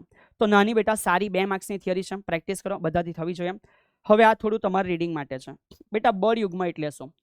બે બળ પરસ્પર સમાન મૂલ્યના વિરુદ્ધ દિશામાં લાગે એટલે એ લોકો બળ યુગ્મની રચના કરે અને પદાર્થને ગોલ ફેરવે. જેમ કે કોઈ બરણીનું ઢાંકણ તમે ઓપન કરો છો તો ત્યાં બળ યુગ્મ છે. ચુંબકીય સોય તમે જોવ છો તે શું છે? તો કે સાહેબ અમારા માટે બળ યુગ્મનો ખેલ છે. યસ બેટા. તો બળ યુગ્મ એટલે જ્યાં તમારા માટે બેટા બંને બાજુ સરખા બળ પરસ્પર વિરુદ્ધ દિશામાં લાગે. કોણીય વેગમાન સંરક્ષણ જે રીતે આપણે રેખીય વેગમાનમાં ભણ્યા હતા સેમ બેટા જરા વાંચો કે સર જેવી રીતે DL બાય DT બરાબર ટોર્ક છે. જો ટોટલ ટોર્ક 0 હોય એટલે કે DL બાય DT પણ 0 છે, કોઈનું પણ વિકલન 0 એટલે એનો મિનિંગ કે રાશિ પોતે હવે અચળ થઈ ગઈ અને એટલે આપણે કહી શકીએ કે સર કોણીય વેગમાન સંરક્ષણ ઇટ મીન્સ કે જો તંત્ર માટે કુલ ટોર્ક 0 હશે. સાંભળજો, જો તંત્ર માટે કુલ ટોર્ક 0 હોય તો આપણે એવું કહી શકીએ કે તંત્રમાં કોણીય વેગમાનનું સંરક્ષણ છે. તો આ નાની થિયરી બેટા 2 માર્ક્સમાં લખવા માટે મેં તમારા માટે રેડી રાખી છે. હવે આપણે બેટા આગળ વધીએ છીએ અને ફાઇનલી મેં તમને કેટલાક અલગ અલગ જે સમીકરણ છે એ સમીકરણો વિશેની સમજૂતી આપીશ જે તમારા માટે ખૂબ જરૂરી છે. ચલો તો હવે અહીંયાથી બધા ધ્યાન રાખજો. અમુક સમીકરણ કેવી રીતે તમને ખબર છે? Sir P = m × V, F = m × A, okay perfect. ગતિ ઉર્જા K = 1/2 mv², ઓકે ફાઇન. સ્થિતિ ઉર્જાની જરૂર નથી બેટા, પણ આ 3 જણા આપણને આવડવા જોઈએ. કાર્ય W = F × D અને પાવર P = ઓકે W/T એ તો અલગ વસ્તુ છે સાહેબ, પણ આપણે એવું લઈને આવ્યા છે F × V. તો બધા ધ્યાન રાખજો. સૌથી પહેલું અગત્યનો ખેલ કે સર આ દળ જેવી રીતે રેખીય ગતિમાં છે એ રીતે જે ચાક ગતિમાં બેટા રાશિ આવે એને હવે બહુ ડિટેલમાં આપણી ચોપડી નથી આપતી બેટા, એટલે આપણે ખાલી એનું નામ શીખીને મેઇન ફંડામેન્ટલ ધ્યાન રાખીશું કે ચાક ગતિમાં દળને રિપ્લેસ કરે એને જડત્વની ચાક માત્રા તરીકે બેટા આપણે ઓળખીએ છીએ, બરાબર છે. અને જડત્વની ચાક માત્રા I = કોમન સમીકરણ છે mr². શું સમીકરણ છે? mr², જ્યાં m એટલે પદાર્થનું દળ કિલોગ્રામમાં અને r એટલે અંતર મીટર સ્ક્વેરમાં આપણી પાસે પ્રાપ્ત થતું હોય છે. તો જ્યાં જ્યાં તમારી પાસે હવે દળ છે ત્યાં આપણે જડત્વની ચાક માત્રા દ્વારા રિપ્લેસ કરીશું. ચાલો બેટા, તો હવે જેવી રીતે અહીંયા રેખીય વેગમાન એવી રીતે L એટલે કોણીય વેગમાન, અહીંયા દળ આવે તો અહીંયા જડત્વની ચાક માત્રા I આવે અને V આવે તો એવી રીતે બેટા ઓમેગા આવે. F ના બદલે તો કે ગોલ ફેરવવામાં ટોર્ક આવે, સાહેબ અહીંયા M છે તો એ રેખીય પ્રવેગના બદલે કોણીય પ્રવેગ. ગતિ ઉર્જા તો કે ભાઈ હવે ચાક ગતિમાં ગતિ ઉર્જા = 1/2 m છે તેના બદલે I અને V છે તેના બદલે ઓમેગા. સેમ એવી રીતે સાહેબ જો અમને કાર્ય પૂછે છે તો F ના બદલે ટોર્ક અને અંતરના બદલે ખૂણો. અને જો અમને પાવર પૂછે છે ચાક ગતિમાં તો W/T તો છે, એ તો ઠીક છે સાહેબ, એ તો ઠીક છે, પણ F ના બદલે ટોર્ક અને V ના બદલે ઓમેગા. તો તમારા દરેકે દરેક સમીકરણ જેવા રેખીય ગતિમાં તમે ભણીને આવ્યા છો સેમ સરે સીધા કમ્પેર કરીને કોણીય ગતિ માટે તમને લોકોને સમજાવી દીધા. અને આ બેસ્ટ વસ્તુ છે, તમને લોકોને આવડવી જોઈએ. તમારે પણ બેટા બધા સમીકરણને આવી રીતે જ યાદ રાખવાના છે જેથી લોંગ ટાઈમ સુધી આ બધી વસ્તુ તમને પૂછવામાં આવે તે તમારા માટે ઇઝી થઈ જાય. હવે નાના નાના એક માર્કના કેટલાક ક્વેશ્ચન છે એ સર અહીંથી રાખ્યા છે, તો બેટા તમારે એને જોવાના છે. ફાઇનલી ઉદાહરણ અને સ્વાધ્યાયમાંથી બેટા જે કામની વસ્તુ છે હું તમને બતાવું છું અને બીજા કેટલાક દાખલા મેં તમને હોમવર્ક આપીશ. જેમ કે અહીંયા બેટા મને પૂછ્યું છે કે સર 2 સદિશો છે એનો મારે સદિશ ગુણાકાર અને અદિશ ગુણાકાર કરવાનો છે. હવે અદિશ તો તમને આવડી જશે, એમાં કંઈ નવું નથી કે A.B કરવાનો એટલે 3નો ગુણાકાર 2 સાથે તો 3 દુ 6 ઓછા 6, 4નો ગુણાકાર 1 સાથે 4 એકા 4 પણ ઓછા 4, 5નો ગુણાકાર 3 સાથે 5 તલી 15 પણ ઓછા 15, બરાબર છે. તો કે હા સાહેબ, અને જવાબ આવી ગયો તમારો ઓછા 25. આ અદિશ ગુણાકાર તો ઇઝી છે ભાઈ, હે ને, એમાં તમારે એટલું બધું મગજ રોકવા જેવું છે નથી. મેઇન હવે અહીંથી સમજો બેટા સદિશ ગુણાકાર કેવી રીતે કરવાનો. તો A×B માટે પેટર્ન શીખી રાખો, પછી તમને સર એવા દાખલા આપે છે. પહેલા તમારે I, J અને K લખવાનું છે. પછી પહેલાના ઘટક કોણ છે? 3, -4 અને 5. બીજાના ઘટક કોણ છે? -2, 1 અને 3. I ના ઘટક, J ના ઘટક, K ના ઘટક લખી દીધા. હવે સ્ટાર્ટ કરવાનું બેટા આ લોકોનું સોલ્યુશન. કે પહેલા મારી પાસે I કેપ છે, એના માટેની રો અને કોલમને છોડીને ચોકડીનો ગુણાકાર આ રીતે, સમજી ગયા? હા. તો કે સાહેબ 4 તલી 12 એટલે -12 અને 5 એકા 5 એટલે -5. પછી બીજો હોય એને માઇનસ લખવાનો બેટા, પહેલો પ્લસ બીજો માઇનસ, પાછો એના રો અને કોલમ છોડી દઉં. ઓકે, તો હવે અહીંયા ચોકડી ગુણાકાર 3 તલી કેટલા? 9 ઓછા 5 દુ 10 ઓછા ઓછા વત્તા થઈ ગયા, અને કે આપણે પાછો પ્લસ લેવાનો અને એમાં એના રો કોલમ છોડી દઉં. ઓકે સાહેબ, ચોકડી ગુણાકાર આ રીતે. તો 3 એકા 3 પ્લસ ઓછા 4 દુ 8 પ્લસ થઈ જશે માઇનસ માઇનસ. તો જવાબ આવી ગયો બેટા -12 ને 5 17 I cap, 9 10 19 -19 J cap. Okay, 8 માંથી 3 જાય તો -5 K કેપ. આ રીતે તમારો સદિશ ગુણાકાર થાય. તો સેમ બેટા એવો સદિશ ગુણાકાર તમારે અહીંયા પણ કરવાનો છે, જ્યાં બળ અને એનો સ્થાન સદિશ આપ્યો છે. પૂછ્યું છે કે ટોર્ક કેટલું, તો ટોર્ક ટો = R×F બેટા. તો ફાઇનલી હવે એને સજાવો કે I કેપ, J કેપ અને K કેપ. બોલો R કેટલો છે? તો કે સાહેબ એનો સ્થાન સદિશ આપેલો છે 1 - 1 1, અને F કેટલો આપેલો છે? તો કે 7 3 - 5. ચલો હવે અહીંયાથી તમારે આને સોલ્વ કરવાનો છે. આના સિવાય સરે કેટલાક એવા ખાસ હોમવર્કના ક્વેશ્ચન બેટામાં રાખ્યા છે, તો તમારે એ ક્વેશ્ચનોને કમ્પલસરી ટ્રાય કરવાના છે, બરાબર છે. અને થિયરિટિકલ પાર્ટ જેટલો તમારા માટે અગત્યનો છે સરે આપ્યો છે.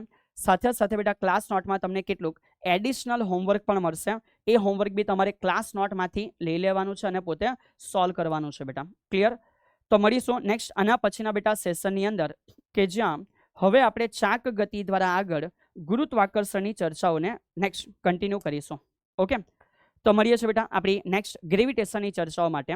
પણ બધાએ આજે સરે જેટલું હોમવર્ક આપ્યું છે એટલું પ્રોપર કરવાનું છે બેટા. અને તમારે at the end of session સરને એ પ્રોમિસ આપીને જવાનું છે કે સર અમે આ હોમવર્ક કરીશું. એ હોમવર્ક ચાલુ કરવા પહેલાં પણ તમારું કામ હશે બેટા કે તમે એક સંપૂર્ણ પેજ બનાવો. આ પેજની અંદર આજે જેટલા સમીકરણ આવ્યા છે એ બધા સમીકરણને પહેલાં લખો. ચેપ્ટરને સાઈડ ઉપર રાખો બેટા. એક કામ કરો, 10 મિનિટ સુધી એવું લાગે તો 5 વાર બધા સમીકરણ લખીને પૂરા કરો. તો તમે એક પેજ પહેલાં બનાવો જેમાં બધા ઇક્વેશન હોય એક લાઇનમાં. રેખીય ગતિના કયા, કોણીય ગતિના કયા. આ જ સૌથી બેસ્ટ નોલેજ છે જે તમારે 11thમાંથી 12thમાં લઈને જવાનું છે. બાકીના ચેપ્ટરને સમજવા માટે જરૂરી છે. એવું નહીં થાય કે પછી એ આપણો વીક પોઈન્ટ બની જાય બેટા, બરાબર છે. તો બધા ધ્યાન રાખો. પેજની અંદર શાંતિથી સમીકરણ લખો. એ પેજને 5-10 વખત પ્રેક્ટિસ કરો અને પછી તમે ફરી પાછી બધી થિયરી અને જે બી હોમવર્ક આપ્યું છે એને સોલ્વ કરવા માટે આગળ વધો. તો તમારા માટે આ ચેપ્ટર આસાન બની જશે, ડેફિનેટલી આપણે એવું કહી શકીએ. હવે આપણે નેક્સ્ટ આના પછી ગ્રેવિટેશન ચેપ્ટરની ચર્ચાઓ કરીશું. તો ત્યાં સુધીના સમયમાં આ ચેપ્ટરને તમે પૂરું કરો, સારામાં સારી રીતે ભણો બેટા અને તૈયાર થઈ જાઓ ગ્રેવિટેશનલ ચેપ્ટર માટે. ગુરુત્વાકર્ષીવાળા ચેપ્ટરમાંથી કયા ટોપિકો તમને ટફ લાગે છે એ બી સરને કોમેન્ટ સેક્શનમાં લખી દેજો. એટલે સર એ ત્યાં લખજો, સ્પષ્ટ લખજો બેટા નેક્સ્ટ ચેપ્ટર પોઈન્ટ. શું લખજો? નેક્સ્ટ ચેપ્ટર પોઈન્ટ ગુરુત્વાકર્ષણના કયા કયા પોઈન્ટો તમારી ડિટેલમાં સમજવા છે. તો સર એ પોઈન્ટોને પણ ફોકસમાં રાખીને આગળનો સેશન પ્લાન કરશે. ઓકે બેટા, ચલો તો મળીએ છીએ નેક્સ્ટ સેશનમાં. Have a good day. જય હિન્દ.